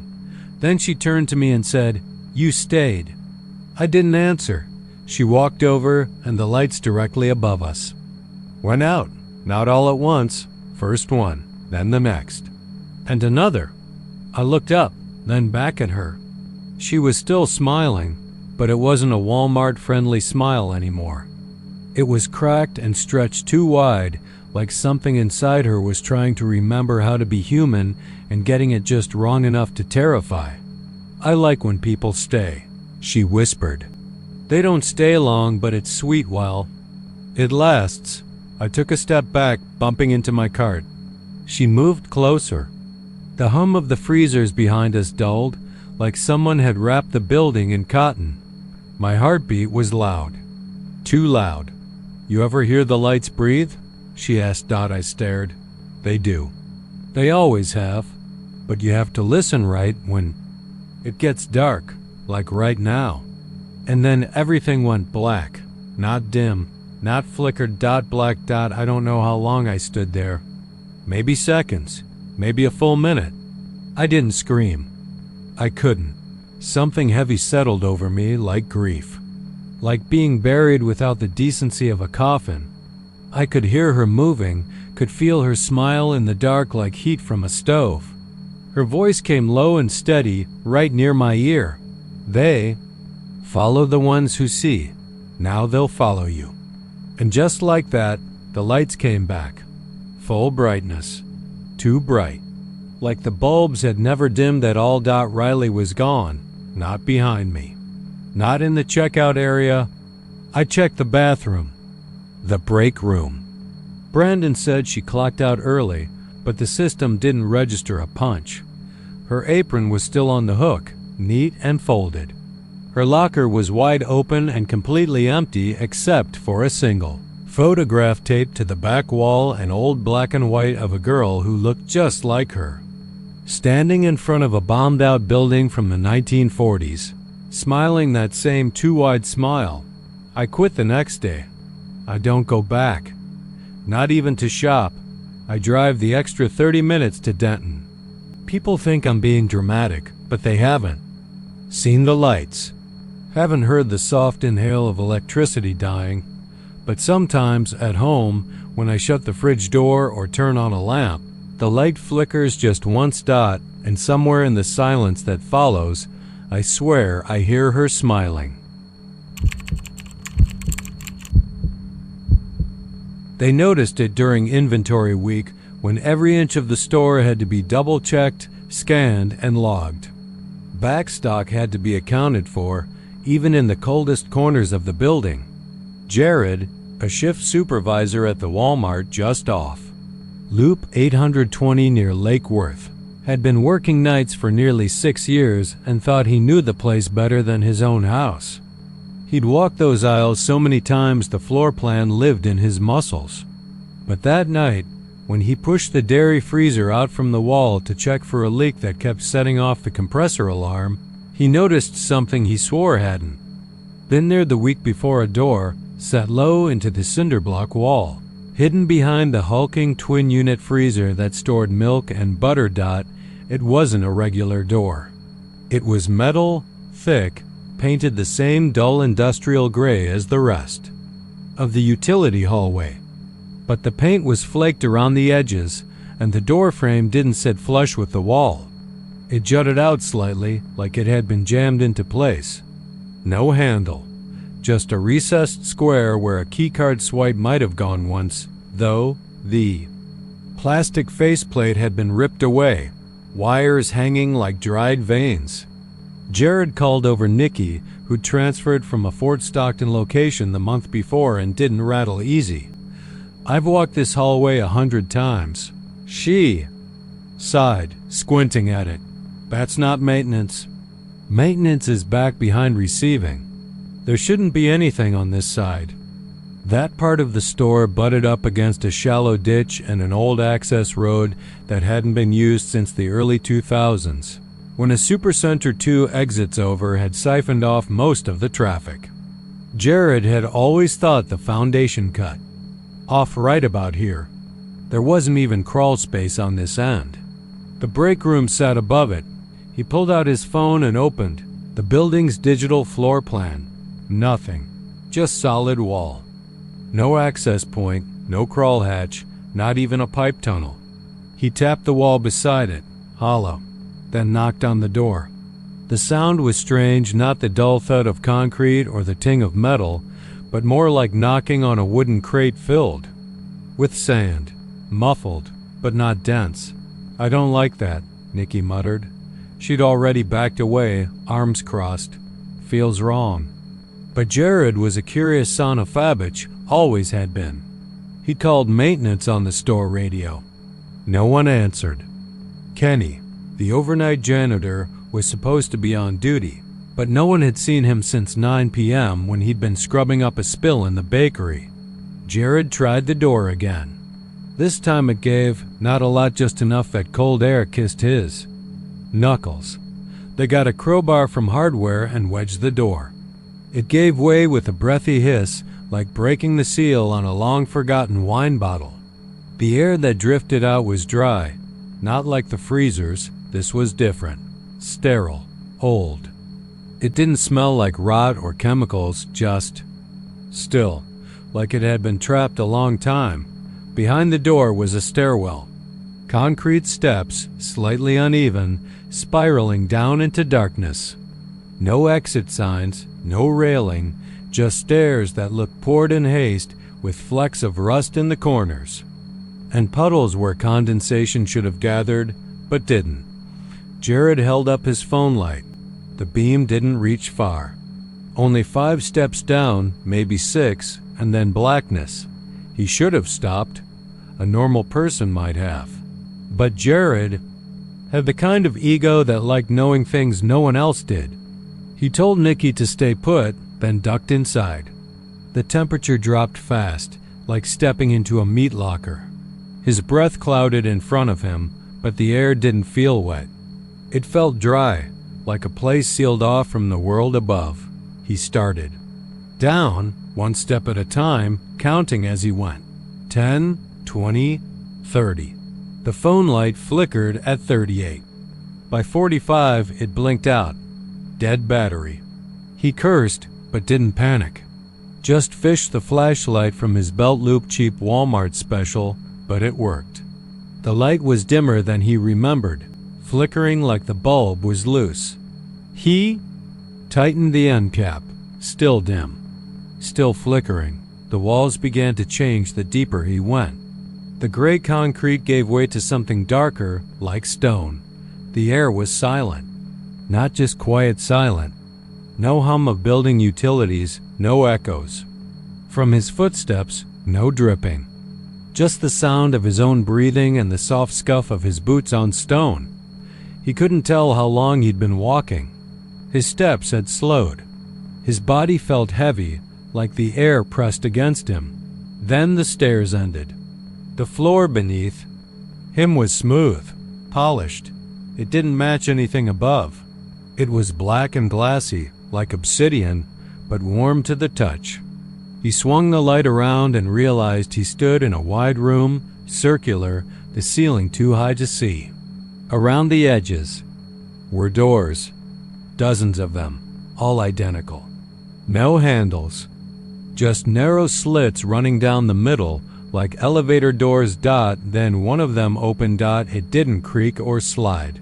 It just parted, silently, smoothly. A soft light spilled out, amber, like the glow of a candle through wax paper. And from the inside came a sound he still has trouble describing. Not speech, not music. Something like breath and whisper and memory all mixed together. It drew him forward. He couldn't help it. Inside the doorway was a hallway. Not long, but the walls pulsed faintly as if breathing. There were shapes behind the walls, vague silhouettes that moved when he didn't look at them directly. And in the center of the hallway stood Kenny. At least, it looked like Kenny. His coveralls were soaked as if he'd been walking through deep water. His eyes were wrong, wide, like he couldn't blink. His mouth opened but made no sound. And then he moved jerky, stiff, like a puppet. Jared froze. Kenny's arm lifted, a single pointing finger. Not at Jared, at the wall. It opened, not like a door. More like peeling fruit.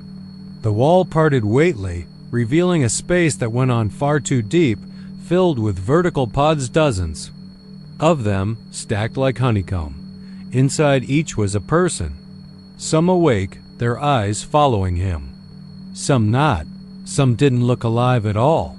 One of them was Jared, or something that looked like him, eyes closed, mouth slightly open. Like he was dreaming, he screamed. He doesn't remember doing it, but Nikki said she heard it all the way from the sales floor. When she didn't see him come back after 15 minutes, she called for backup. By the time the assistant manager and a couple other workers showed up, she'd found the stairwell wide open, no door blocking it. Just the smell of dry air and stone. They found Jared halfway up the stairs, collapsed and shaking. He was muttering something about reflections and copies and waking up in the wrong body. He was taken out by paramedics, wide-eyed and babbling. Quit the next day. Transferred out of state 2 weeks later. Doesn't speak to anyone from the store. Any more. They sealed the door behind the dairy freezer. Welded it. Pushed the unit back against the wall. Filed a report to corporate as a structural irregularity. Maintenance came in 2 days later. Said there was nothing there. No door. No stairs. But Nikki swears sometimes, just before the lights go out for the night, she hears a hum behind the freezer. A soft buzz, like power running somewhere deep underground. And once, during inventory the following year, she noticed something strange in the break room mirror. Jared. Not the Jared they knew. This one was smiling. But he wasn't blinking. The first time they heard it, the store had been closed for 40 minutes. Most of the lights were already out except for the low glows in electronics and the back room. Inventory week always meant overtime and exhaustion, and everyone had started acting twitchy by the second night. But on Thursday, around 12:17 a.m., when the last of the night stalkers were making their way past the break room toward the receiving dock, a sound echoed through the concrete halls behind the shelves, thin, soft, and wet with the kind of sadness that made your stomach turn sideways. Lisa was the one who stopped first. She had just clocked out and had been halfway through unwrapping a stale protein bar when the sound trickled out from behind the lockers, past the mop sink and into the cage. The lost and found cage, they called it, though no one ever found anything in it. People tossed umbrellas, cheap sunglasses, and phone cases into that dusty wire enclosure like it was a graveyard for things people wouldn't come back for. There was a smell to it, like damp cardboard and forgotten breath, but this wasn't about things left behind. This was about the sound. Is that crying? Lisa asked aloud, voice almost too low to be heard. Dean, who ran receiving, and had been halfway through his checklist, looked up. His pen tapped twice against his clipboard. Could be the pipes, he muttered, though his voice lacked conviction. Lisa didn't respond. She was already moving, slow and cautious, like someone approaching a wounded animal. Her boots scraped lightly against the concrete. The sound grew louder with each step, still childlike, still sobbing. But something about it was too even, too rhythmic. Like whoever or whatever was making the noise had learned it secondhand, and was now mimicking it by heart, but didn't really feel the sorrow. The light inside the lost and found cage flickered. Just once, a quiet dying pulse. Lisa reached the rusted latch and hesitated. "Don't," Dean said quickly, a little louder than he meant to, but she had already unlatched the cage. The crying stopped, just like that. Silence. So absolute it rang in the ears. Inside, nothing moved. Old raincoats slumped over folding chairs. A dented lunchbox sat near the back wall. 3 umbrellas leaned drunkenly in a corner, one missing a few spokes. There was no child, no person. Nothing at all but the stale smell and the prickling sensation under the skin that makes the hair stand up without permission. Lisa stepped in. That was her mistake. By the time she turned around, the cage door had creaked itself halfway shut. Dean blinked. "Lisa?" He called, but something in his throat tightened. The silence had changed. It was thicker now, charged. Lisa opened her mouth to respond, and the crying started again, but this time it came from her. She looked surprised. Her eyes widened, lips moving silently, trying to say his name, but what came out was a low, mechanical whimper. Like a recording played through an old cassette deck, warped around the edges. The sound bubbled from her chest, not her mouth. Her face contorted as if she were fighting against it. Dean swore he saw her eyes flash, not with light, but with something that looked like panic barely held in place. And then she collapsed. The crying stopped. Again. The emergency lights flicked. On for a second, then dimmed. Dean ran. By morning, Lisa was gone. Her time card still clocked out. Her name still on the schedule. But her locker was empty. Her car was still in the parking lot, keys in the ignition. No note, no signs of a struggle. Just an open lost and found cage and the smell of wet cardboard thicker than before. Management called it a mistake. They said she must have walked off the job. Maybe a breakdown. Maybe she'd come back. But Dean never went near the cage again. The next to hear it was Clara. A few nights later. She'd stayed behind to clean up a spill near the pharmacy counter and had taken the back corridor near the cage to avoid the security gate. She was humming under her breath, trying to keep the late shift exhaustion from pulling her down when the sobbing started. Again. But Clara wasn't curious like Lisa.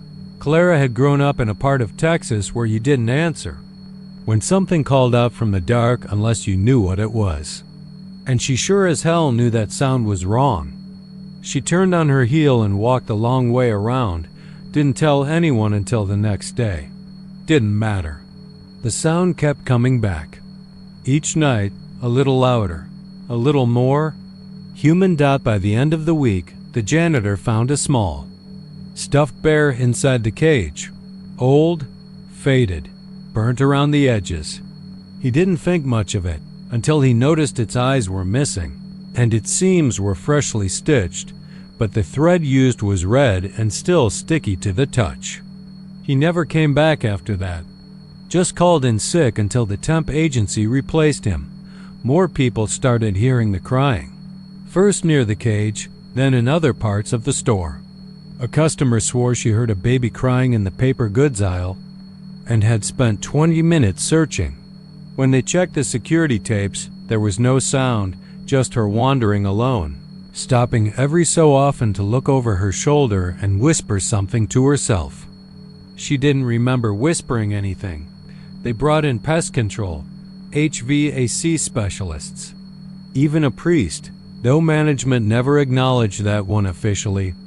Nothing worked. One night, the sound stopped for good. Just like that dot, but what came? Next was worse dot, because when the crying stopped, the voices started. They weren't loud.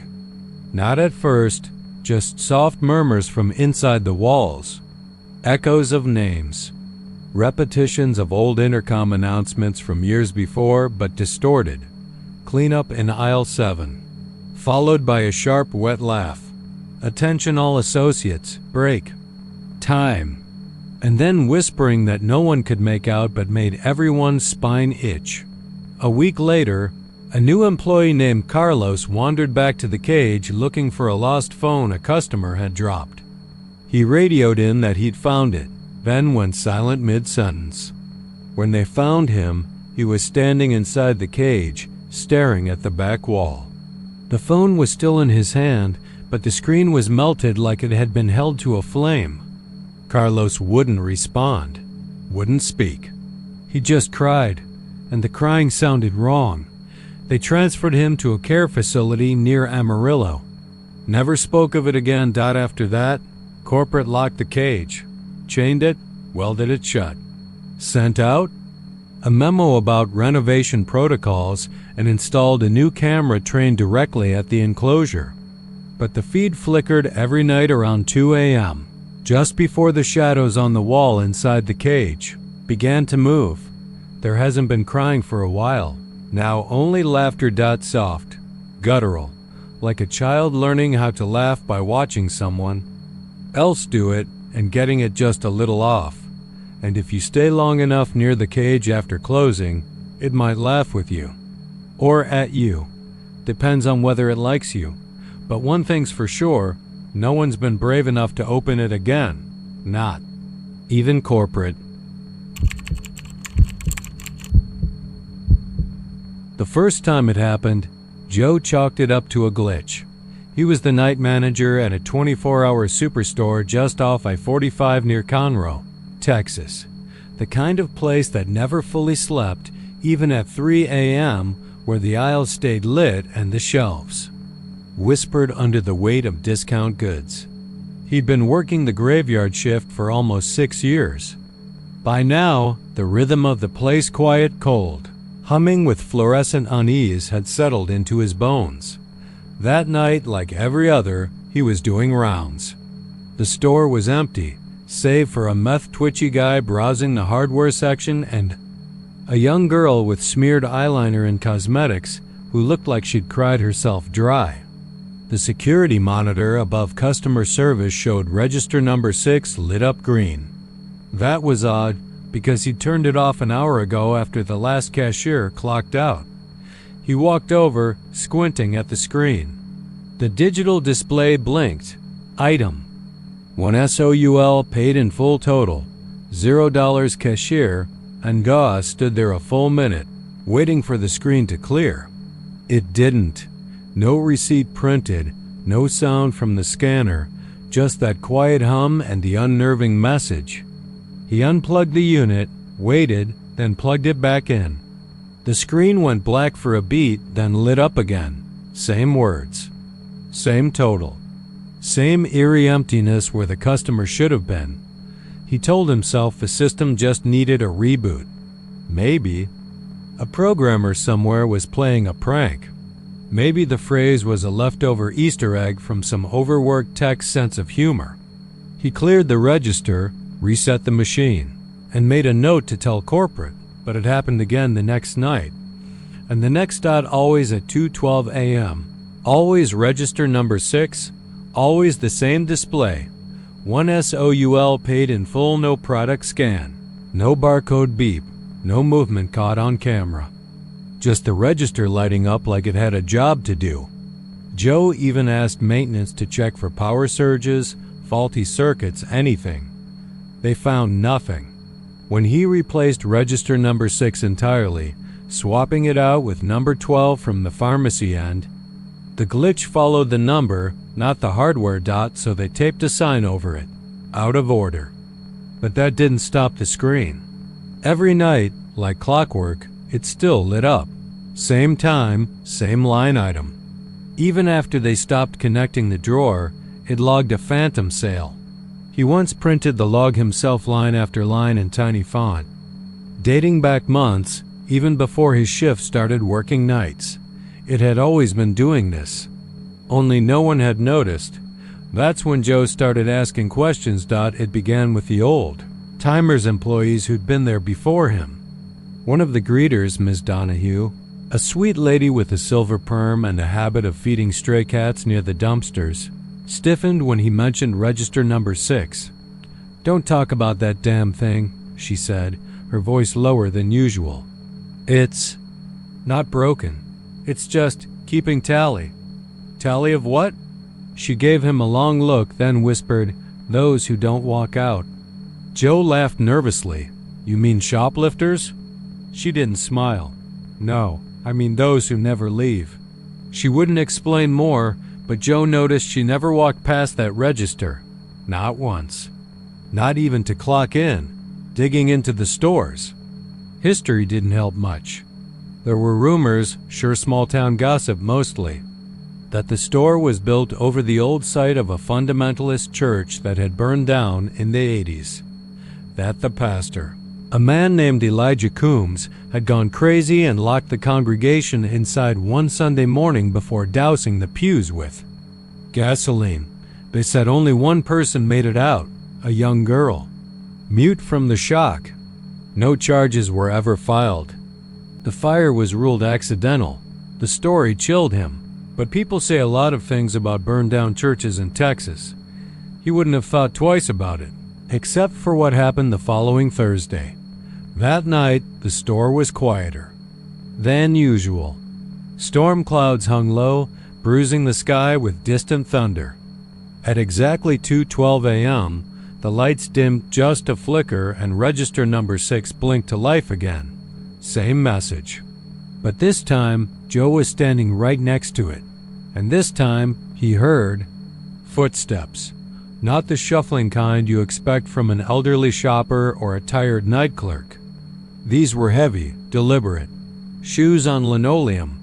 Boots, maybe. He turned toward the sound. Nothing. Just the long aisle stretching past seasonal goods and clearance clothing. Then he felt it, cold air brushing the side of his neck like someone had exhaled right behind him. He spun again, empty, but the screen had changed. Now it read, "Soul received. Transaction complete." And for a fraction of a second, before it blinked out, the screen showed something else, an image. It was grainy, pixelated, but clear enough to recognize a face. A man, mid-30s, pale, mouth open in a scream that looked frozen in time. Joe blinked, and the image was gone. The register powered down on its own. He barely slept that morning. He reviewed the camera footage from that aisle a dozen times. The registers, the floors, the space between end caps, no movement, no shadow, no trick of light. And yet, when he paused the feed at exactly 2:12 a.m., a figure stood just beside the register, like it had been there the whole time. Only it was blurry, wrong, like the lens couldn't quite decide if it was there or not. He printed a still, kept it in his locker, but the next night, the photo was gone. Just gone. Then people started disappearing. It began with Mark, a temp hired for night stock. He clocked in on a Tuesday and never clocked out. His car was still in the lot. His uniform still in the locker room. Cameras showed him pushing a cart down aisle 9 at 2:09 a.m., then nothing. Like he stepped out of frame and into smoke. A week later, Tanya from cleaning vanished during a break. Then Lionel, the soft-spoken guy from produce, who used to hum hymns to himself while spraying lettuce. Each disappearance logged the same time. 2:12 a.m. Each night the register lit up. The police investigated. Found nothing. No signs of struggle. No forced exit. They questioned Joe, asked if he'd seen anything. He told them the truth mostly. Left out the part about the register. About the receipt paper that sometimes printed itself. About how once, just once, it had printed his name. He kept working. What else could he do?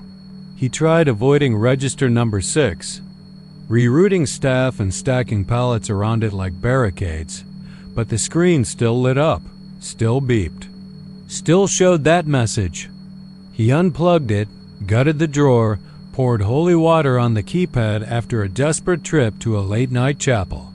Nothing helped. Then one night, the register beeped twice.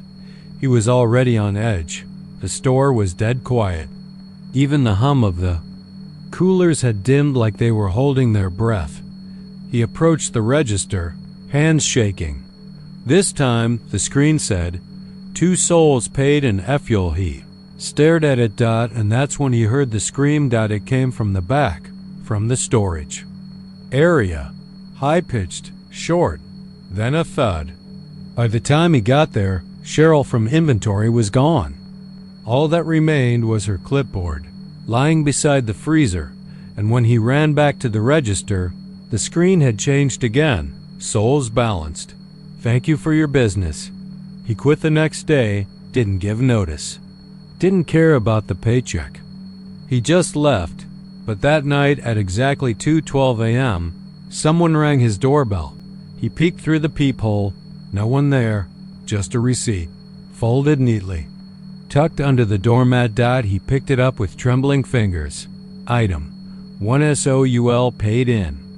Full name, Joseph William Hartley. Date, P&D and Gino total. No cashier, just his name.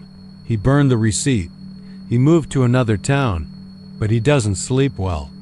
Because sometimes, when he turns off the lights, he swears he hears the faint beep of a scanner, and sometimes, in the dead quiet between heartbeats, he smells the faint scent of burnt paper. And every now and then, when he passes a convenience store late at night, he checks the register and waits to see if it knows his name.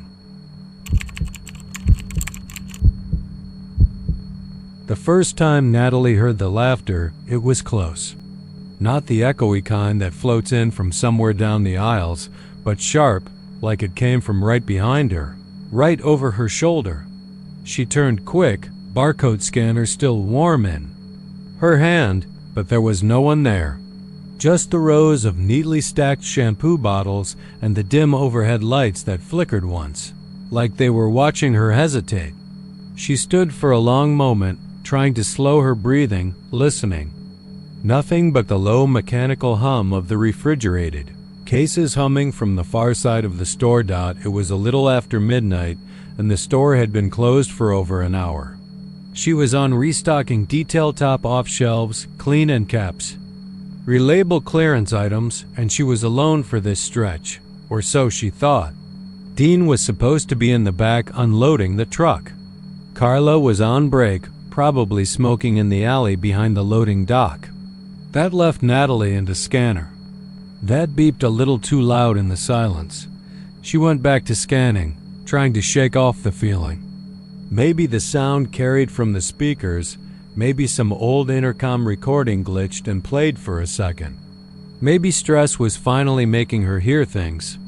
It wouldn't be the first time someone on the night crew cracked under the weight of the silence in those two empty aisles. But when she rounded the corner into seasonal, the toy section caught her eye.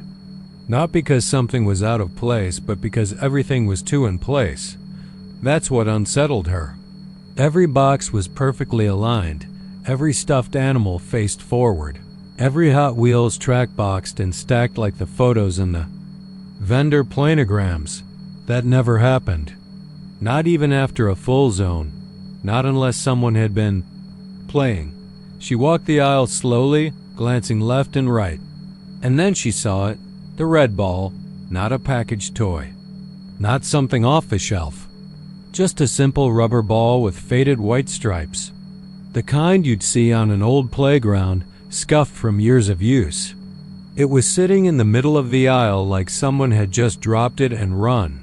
Natalie stared. Her chest tightened. It wasn't there when she passed this aisle earlier to head to cleaning supplies.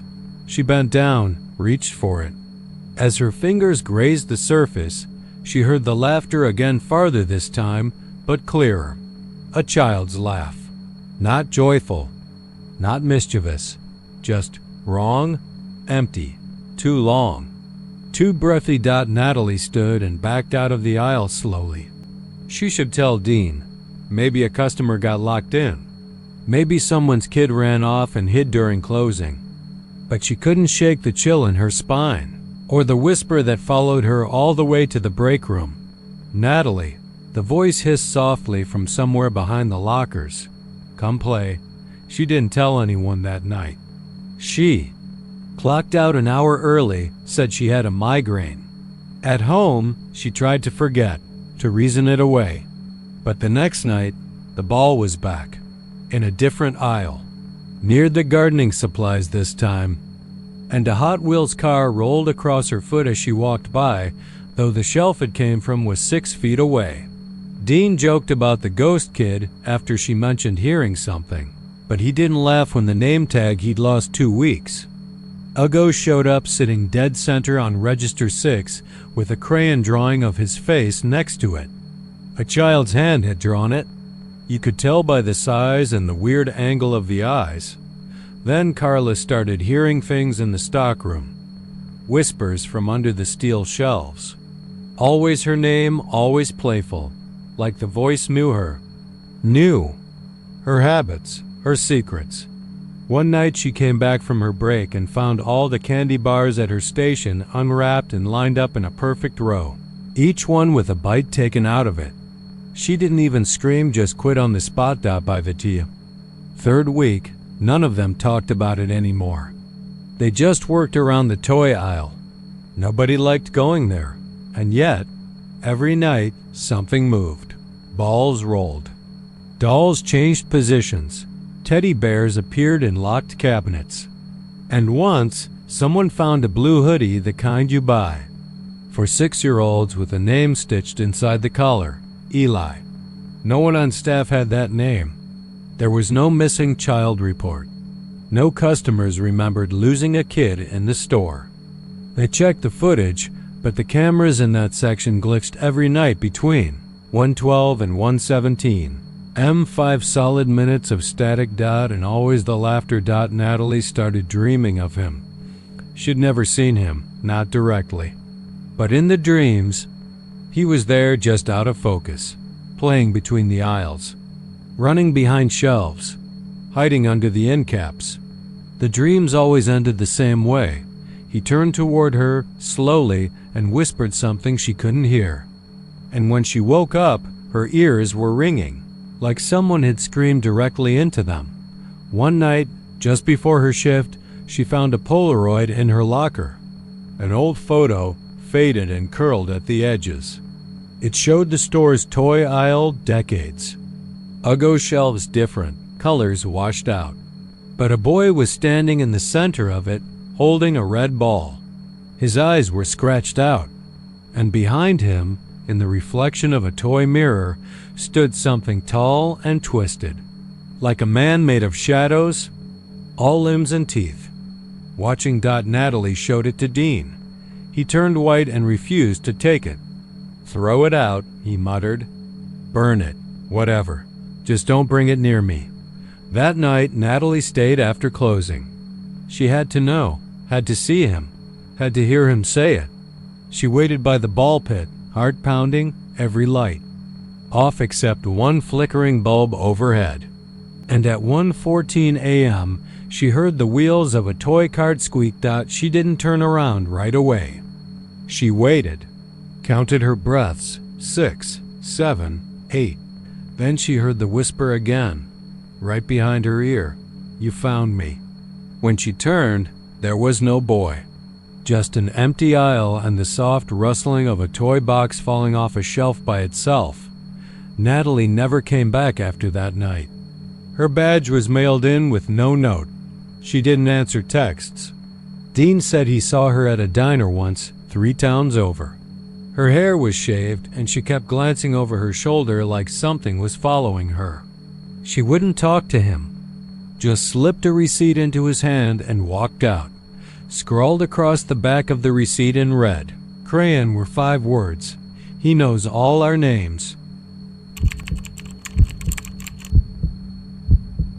The first time anyone noticed anything wrong was when Kevin from Tire and Lube heard scratching above Bay 3. It was faint, high-pitched, and short like something dragging across metal or concrete. He thought maybe a possum had gotten in. Maybe raccoons. It was Texas, after all, and out here on the edge of Longview, right where the paved city gave way to woods and abandoned lots, wildlife slipped in all the time. The Walmart sat half-forgotten near an old industrial stretch off Highway 80, backed up to rusting chain-link fences and utility, ditches that hadn't been cleared since the 90s. The ceiling above automotive was old corrugated steel, patched, with insulation and plywood, sweating in summer and shivering in winter. Rodents weren't unusual. At first, no one cared. But then the breathing started. It was Janice, the shift supervisor, who said something first. She was locking up after a late-night shift and had gone back to check if all the tools were locked in the cage. When she turned, the corner near the oil display, the lights cut off. Automatic timers. Nothing strange. But standing there, in the silence of the dark garage, she swore she heard it. Long, uneven, rattling breaths from the ceiling above her. Not like the HVAC. Not like wind. Something alive. Something big. She didn't report it officially. You don't file a report for a breath. She joked about it to Kevin, said maybe his possum had asthma. He laughed too, but not all the way.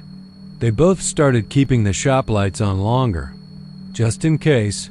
A week later, Freddie, new guy, 19, worked nights, climbed up the attic ladder above the tire wall to check for leaks after a sudden summer storm. The shop had flooded once before, so it was part of the checklist now. He went up, took a flashlight, came down 20 minutes later pale and shaking, holding his breath like he didn't want to speak until he was sure of something.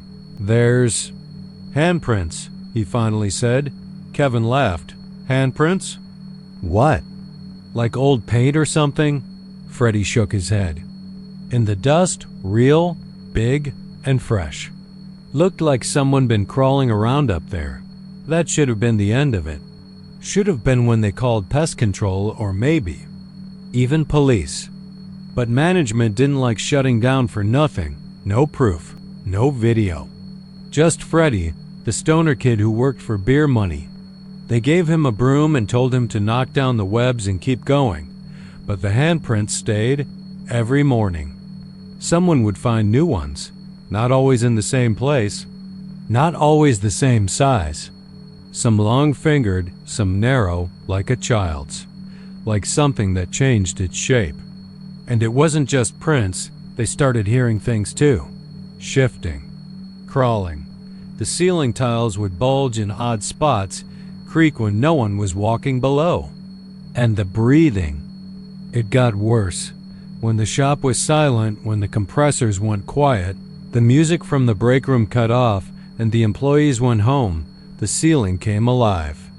More than once, Kevin came in early and found tools moved, grease streaked along the walls in strange curved patterns. Once an entire set of socket wrenches had been laid out on the concrete in the shape of a crude stick figure. And then they found the nest. It was Freddie again. Of course it was. He'd taken it upon himself to prove he wasn't crazy, that the others weren't just imagining it too. He climbed into the ceiling again one night when no one else was on shift. It took an hour for anyone to notice he was gone. When they found him, He was sitting just inside the ladder hatch, knees pulled to his chest, eyes glassy and wide. He didn't speak for 2 days. When he finally did, all he said was, "It's not rats." They asked what he saw. Fur, bones, blankets, hair, food wrappers. "It's living up there." "What is?" Freddie didn't answer. He just started shaking again. After that, the overnight crew started quitting. One by one. First Kevin, then Janice, then Maria, who'd only been with them a few months. She quit after she saw the face. That's what she called it, the face.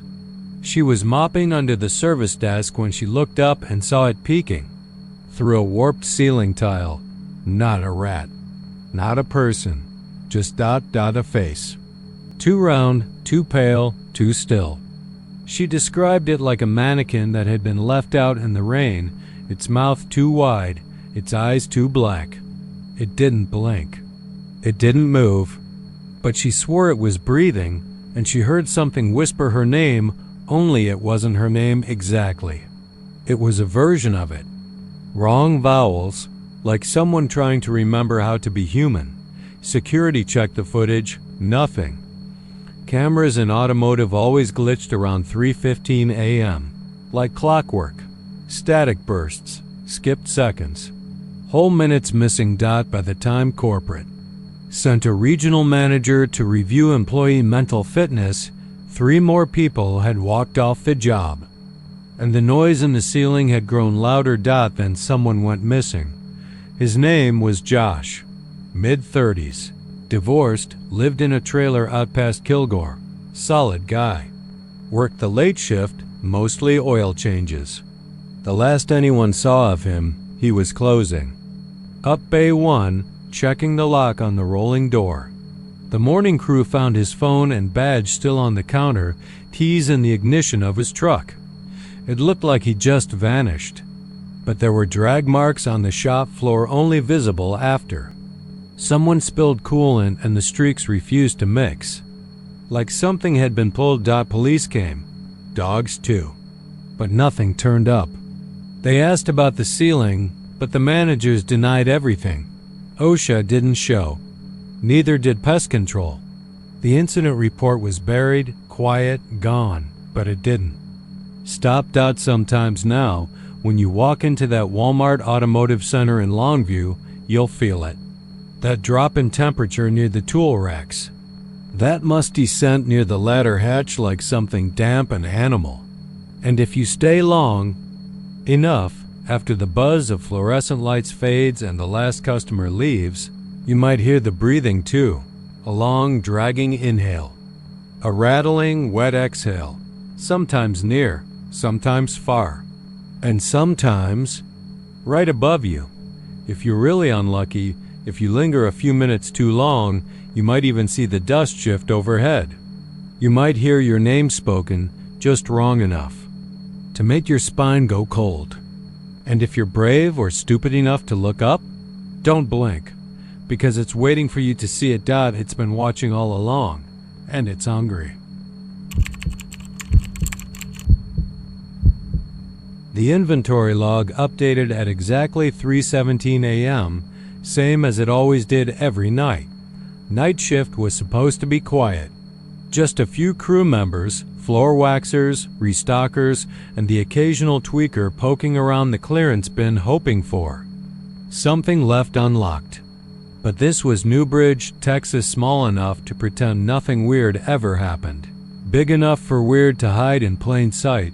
I was shift supervisor for the Newbridge Megamart, which sat off Highway 77 like a forgotten warehouse.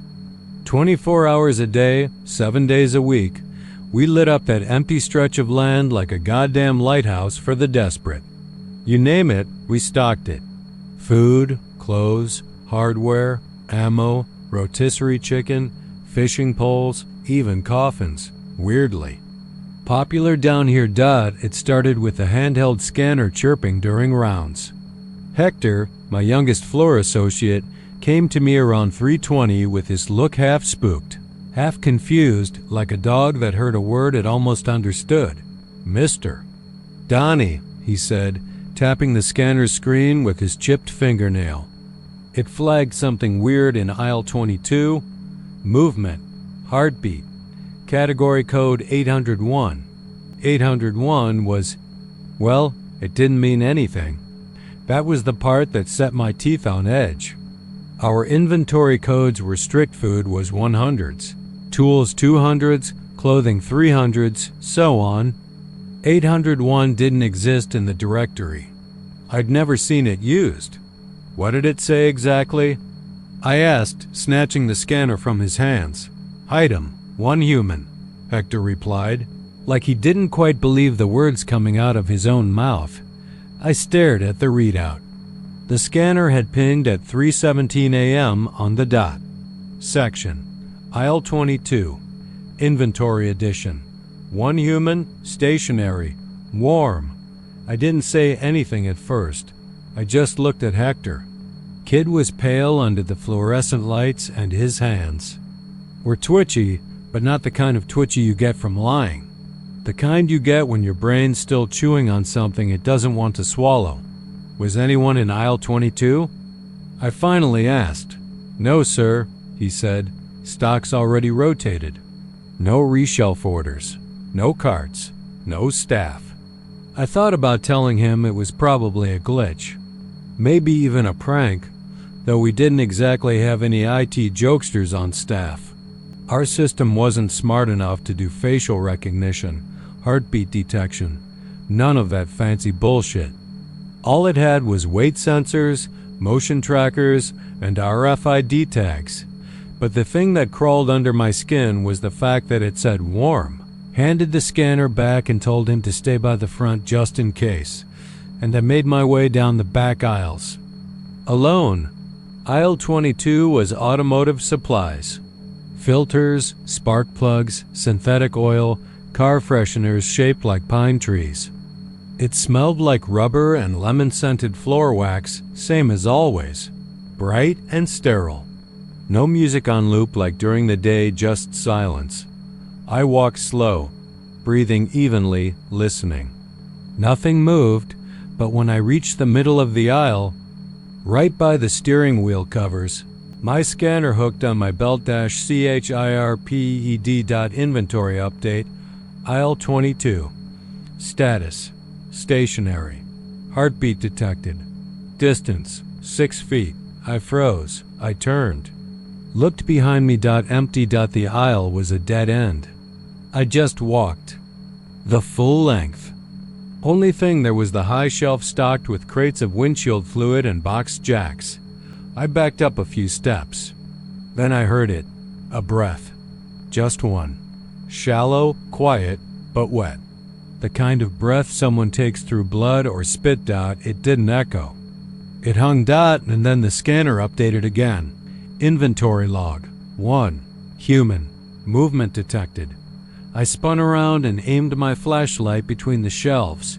Nothing. I crouched. Looked beneath the metal rack. My own breath fogged in the air like it had dropped. 10 degrees. And then I saw it. 2 fingers. Thin, colorless, curled around the bottom beam of the shelf, like someone was holding on to it from the other side. No movement, no sound, just fingers. I should have run. I know that now. Should have turned and booked it down the aisle, past the rotisserie chicken smell, through the fire exit, and never looked back. Instead, I whispered, "Who's there?" The fingers disappeared, not quickly. Just slipped back like something retreating into a burrow. I stood up slow. My scanner chirped again. Inventory log. Item removed. I didn't sleep the next day. Sat in the break room with all the monitors wired. Up, replayed camera footage. Aisle 22 at 3:17 exactly showed static for 43 seconds. Just that aisle. I asked corporate about the glitch. They said no such category code as 801 existed, and our scanner model didn't have biometric detection. But every night after that, around 3:17 a.m., aisle 22 pings again. Sometimes the scanner says, 1 human cold. sometimes crouching. Once it said weeping. The last time it happened last night, it updated with a new phrase. One human waiting knows you. I've stopped assigning night staff to that side of the store. Told them the racks are unstable. Truth is, I started bolting them to the floor after one shelf tipped over by itself 2 weeks ago. No one was there. Except there was. Because when I reviewed the footage, right before the camera in aisle 22 went dark, someone whispered my name. Not loud, not threatening. Just familiar. Like they'd known me a long time. And then came the newest log. Aisle 22, inventory. 2 humans. Me, and whatever the hell else lives there. It started with Jared, new hire, 23. 2 weeks into the graveyard shift at the Elmswood Walmart off Highway 67. He was the kind of kid who came in quiet, nodded more than he talked, and kept his hands in his hoodie pocket when he wasn't. Pushing carts. Nobody paid much attention until one Tuesday morning, around 3:30 a.m., when he came tearing out of the break room bathroom with blood dripping from under his shirt, muttering something about her eyes. They weren't right. It wasn't deep, just a thin scratch across his ribs, like he'd tried hugging barbed wire in his sleep, but the wound was fresh, and the look on his face wasn't the kind you fake. Security footage showed him walking into the break room. Alone, sitting down at the table, nodding off for a bit, then jolting awake like he'd been punched in the chest. 10 seconds later, he ripped open his shirt, saw the blood, and stumbled out. They sent him home. Said it was stress. Said maybe the cold medicine he was taking had messed with his sleep cycle. Said a lot of things. A week later, Maria, a college dropout just trying to cover rent, got assigned Jared's shift. On her 3rd night, she took her 15 in the same break room chair. She made a joke earlier that night about how creepy the toy section felt after midnight, especially when the overhead speakers switched to static for a second, like the store's soul was catching its breath. She didn't laugh when she came back from break, pale as styrofoam, and refused to go anywhere near the soda aisle. Wouldn't say why. Just kept rubbing her eyes, like something had gotten in them.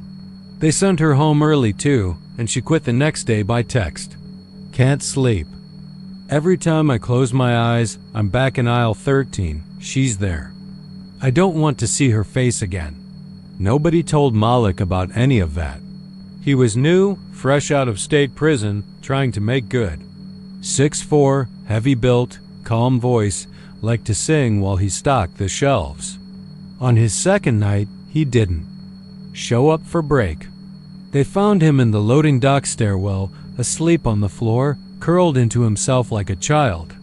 When they woke him, he looked right through them and whispered, "She asked me to help finish." I think I almost did. There were scratch marks on his forearm, 3 perfect lines from elbow to wrist, like something had dragged claws through his skin with precision. Word started getting around. Nobody would say it loud, but everyone heard it. The whispers about the new hire nightmare. 1st week only. It started the same for everyone. They dreamed they were stocking soda on aisle 13. No music. Just that faint hum from the overhead fluorescents and the distant chug of the refrigeration units. They'd turn around and see her, a tall woman, in a Walmart vest from an old design, faded blue with a yellow Spark logo. Her eyes were sewn shut with black thread, stitched like a doll that had been torn and patched up by something that didn't care much for symmetry. Her lips didn't move, but they heard her. Everyone did. Same voice, low and rasping, like wind through broken glass. "Help me finish." No one knew what she meant. The nightmare ended the same way every time, with the employee waking up hurt. Not badly, but just enough to leave a scar if you looked close. Scratch on the arm. Bleeding gums. A line of bruises across the ribs like someone had tried to crush them in their sleep. HR started rotating breaks in daylight hours only for new hires. They stopped hiring for night shifts altogether. The overnight team became a skeleton crew of old-timers and long haulers who'd made it through their first week intact. That worked for a while until Casey started. She wasn't supposed to be there at night. Training was delayed, her paperwork got lost, and somehow she ended up clocking in at 10 p.m. sharp. No one caught the mistake. Nobody warned her. By 2:10 a.m., she was gone. Security footage showed her walking toward aisle 13 with a clipboard in hand, then stopping. She stared into the soda shelves for a long time, far too long. The camera caught her turning her head, slowly, like she'd heard something behind her. Then she dropped the clipboard and bolted. It took them 15 minutes to find her outside, near the dumpsters, curled behind the grease trap, sobbing into her arms. Her nose was bleeding. Her nails were cracked, like she'd tried clawing through the concrete. They took her to the E. She was in a mental health facility by morning. The doctor said sleep paralysis, night terrors. Her statement, recorded shakily between fits of quiet crying, said something else. She said I was almost done. That I was so close, and then she showed me what the finishing meant. And I didn't want to see it, but she made me look anyway. Casey stopped speaking after that. Wouldn't eat. Wouldn't sleep. They had to sedate her for 3 nights straight just so her vitals wouldn't spike. On the 4th night, they found her hanged in her hospital room closet. No note. Just 5 words scratched into the wall with her fingernail. Don't help her finish anything. Management shut down aisle 13 for 2 weeks. Shelves were rearranged. Merchandise shifted.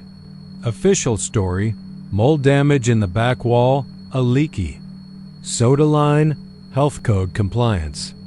The real reason was simpler. The night manager, Troy, who'd worked there nearly 20 years, walked into that aisle one morning and came back out white as snow. When pressed, he just said, the stitching looked new, like someone's been redoing it, and the thread was red this time. Nobody went back there alone. Then came the overnight stalker named Ellison. He didn't believe in ghosts. Thought it was all bored brains and bad lighting, his words. On his first night, he brought his dog tags and a mini Bible, said a short prayer in Spanish, and stocked paper towels in aisle 12. He didn't make it to break. Found him passed out cold behind the pallets. When he woke, he had bite marks on his shoulder, human-shaped, small mouth. No signs of infection. No blood at the scene. Ellison quit too.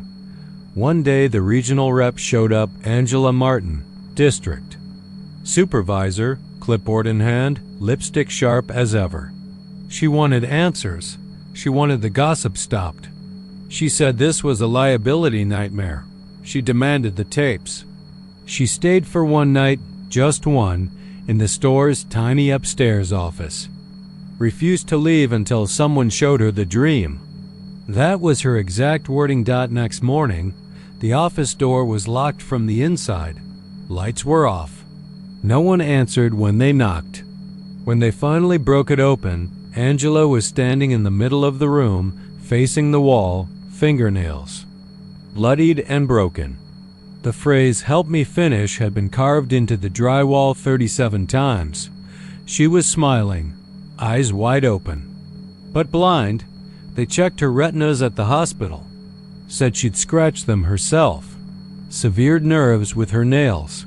She wouldn't stop smiling, not even when they stitched her eyelids shut to keep her from doing more damage. They say she whispers sometimes during full moons or when the power flickers out during storms. Her voice comes out faintly on the intercom, even when it's unplugged. Finish her. Finish me. The store doesn't hire new overnight staff anymore. They stopped filling aisle 13. Cameras still catch movement there. Something tall. Something pale. Something that twitches, like it's stitched too tight into its own skin. Nobody talks about it. But every once in a while, someone forgets to update the schedule. A temp gets assigned to the soda aisle for a late-night inventory run. And by morning, there's always blood. Just a little, but always fresh.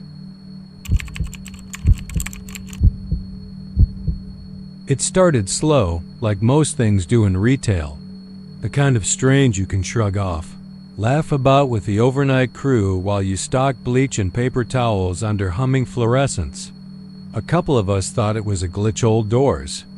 In a new system, something about how the automation was misfiring when the internal clocks updated. They called it a time sync issue in the emails corporate sent out. Nothing to worry about. Nothing dangerous. But even back then, before the screaming, before the smell, it always happened at the same time. 3:11 a.m. sharp, not 3:10, not 3:12. You could set your damn watch to it. The doors would lock down with a metallic click like a bone setting into place. The red exit signs would flicker only for a second and then stabilize, glowing. Their bloody halo above the glass panels. You could push, shoulder check, slam a dolly into the bar nothing. The doors wouldn't budge until exactly 3:33 a.m. The first time I noticed it, I was on aisle 5 rearranging detergent pods. You hear everything at night in a big box store like ours. The building breathes, you know? The air system kicks on. With a sigh, the lights hum. Distant footsteps echo even when no one's around. So when I heard the thud at the front, I didn't think much of it. Probably a night stalker hauling a pallet too fast. But it came again, louder, more desperate. I walked toward the exit, my sneakers whispering over the tile. Then I heard it. A voice, muffled by the glass. "Please," it said, faint, raw. "Please let me in." That was strange. Not out. In. I got to the front doors, saw the automatic panels pressed shut like a coffin lid. No one on the other side. Nothing. Just the dark parking lot stretching out toward the highway, lit by 3 flickering street lamps. I stood there. A minute, staring at nothing, heart ticking a little faster than it should. Maybe someone ran off before I got there. Maybe I imagined the voice. Or maybe not. A week later, same shift. Same time, 3:11 a.m., the doors slammed again. Not gently this time. Like something hit them from the outside. Hard. The windows rattled in their frames.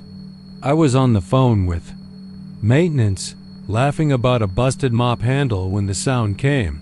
And I damn near dropped the receiver. That time I wasn't alone.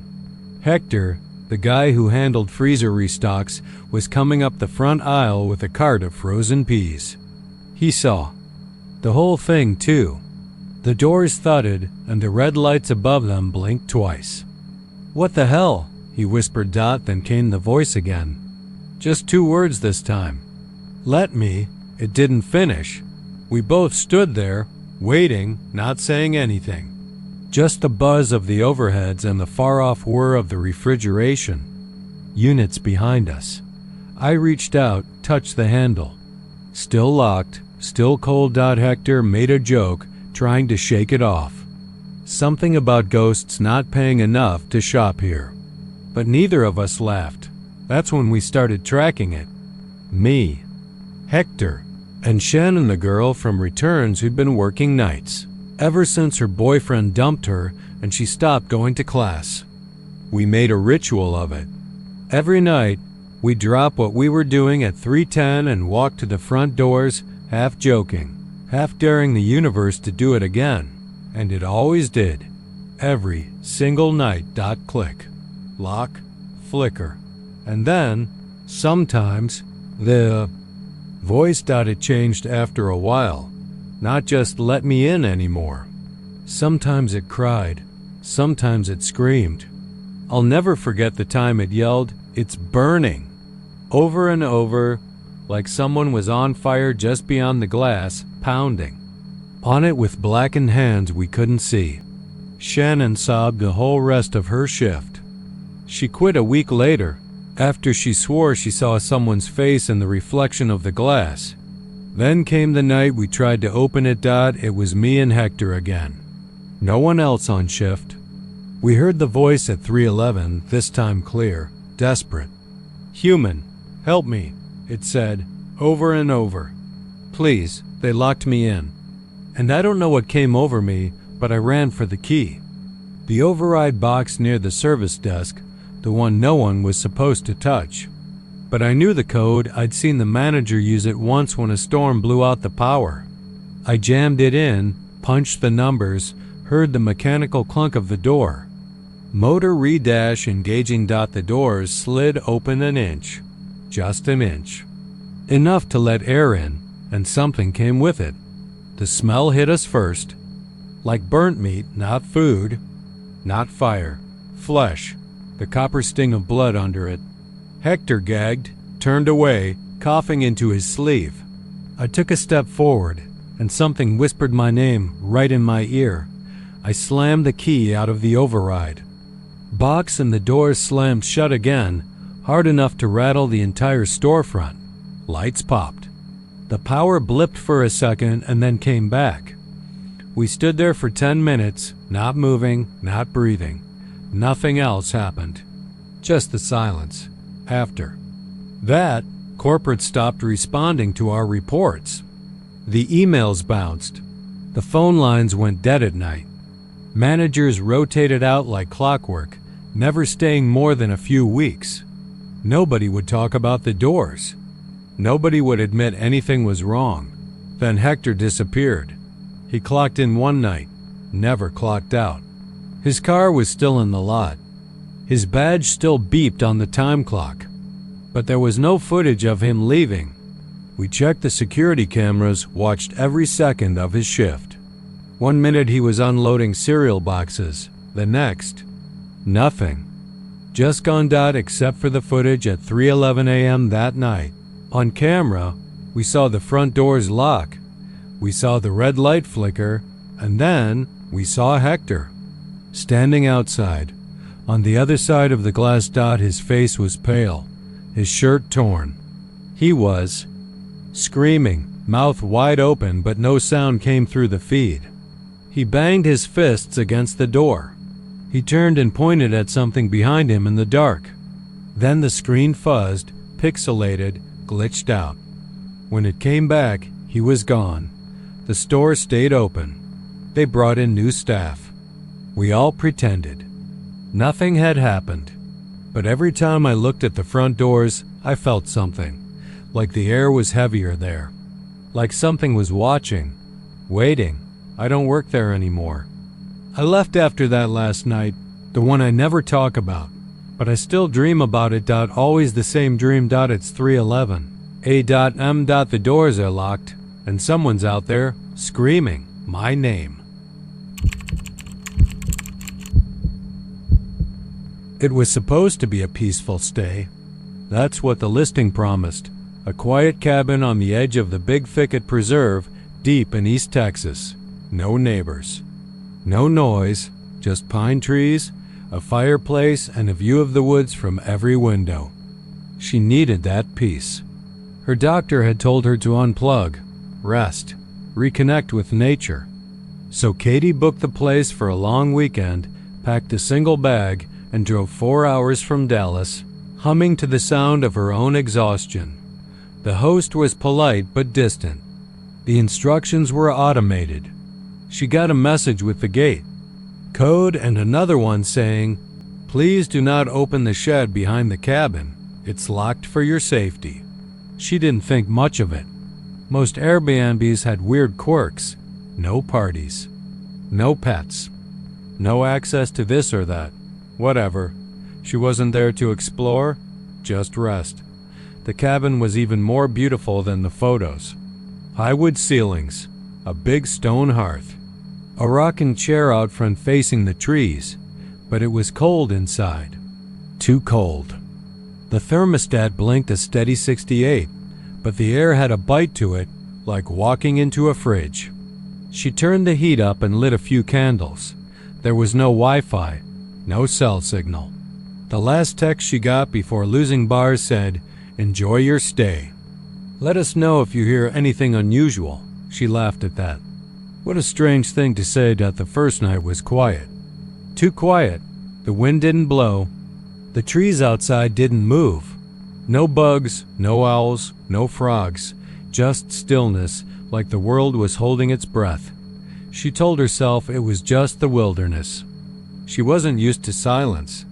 She left a lamp on in the living room and drifted off on the couch with a book in her lap. Around 3:12 a.m., she woke up gasping.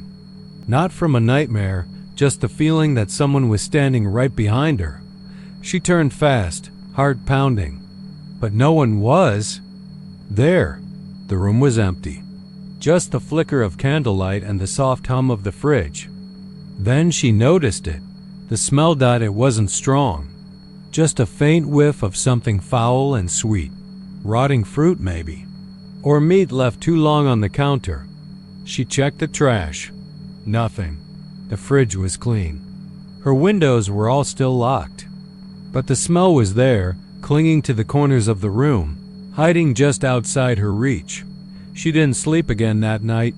The next day, the temperature dropped more.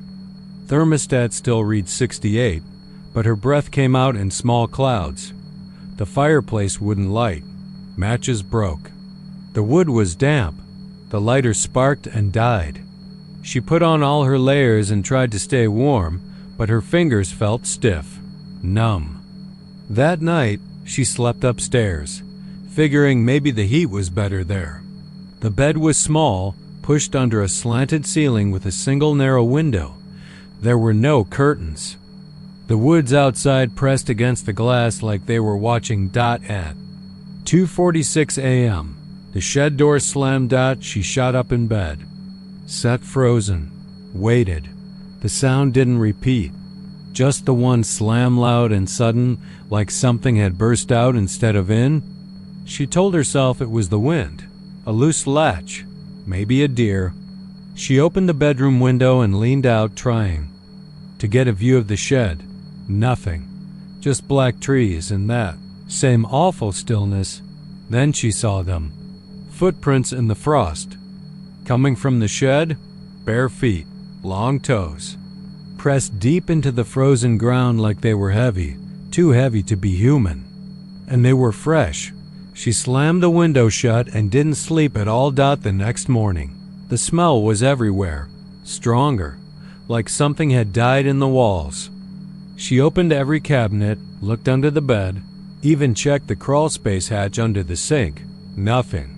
But the footprints were still there.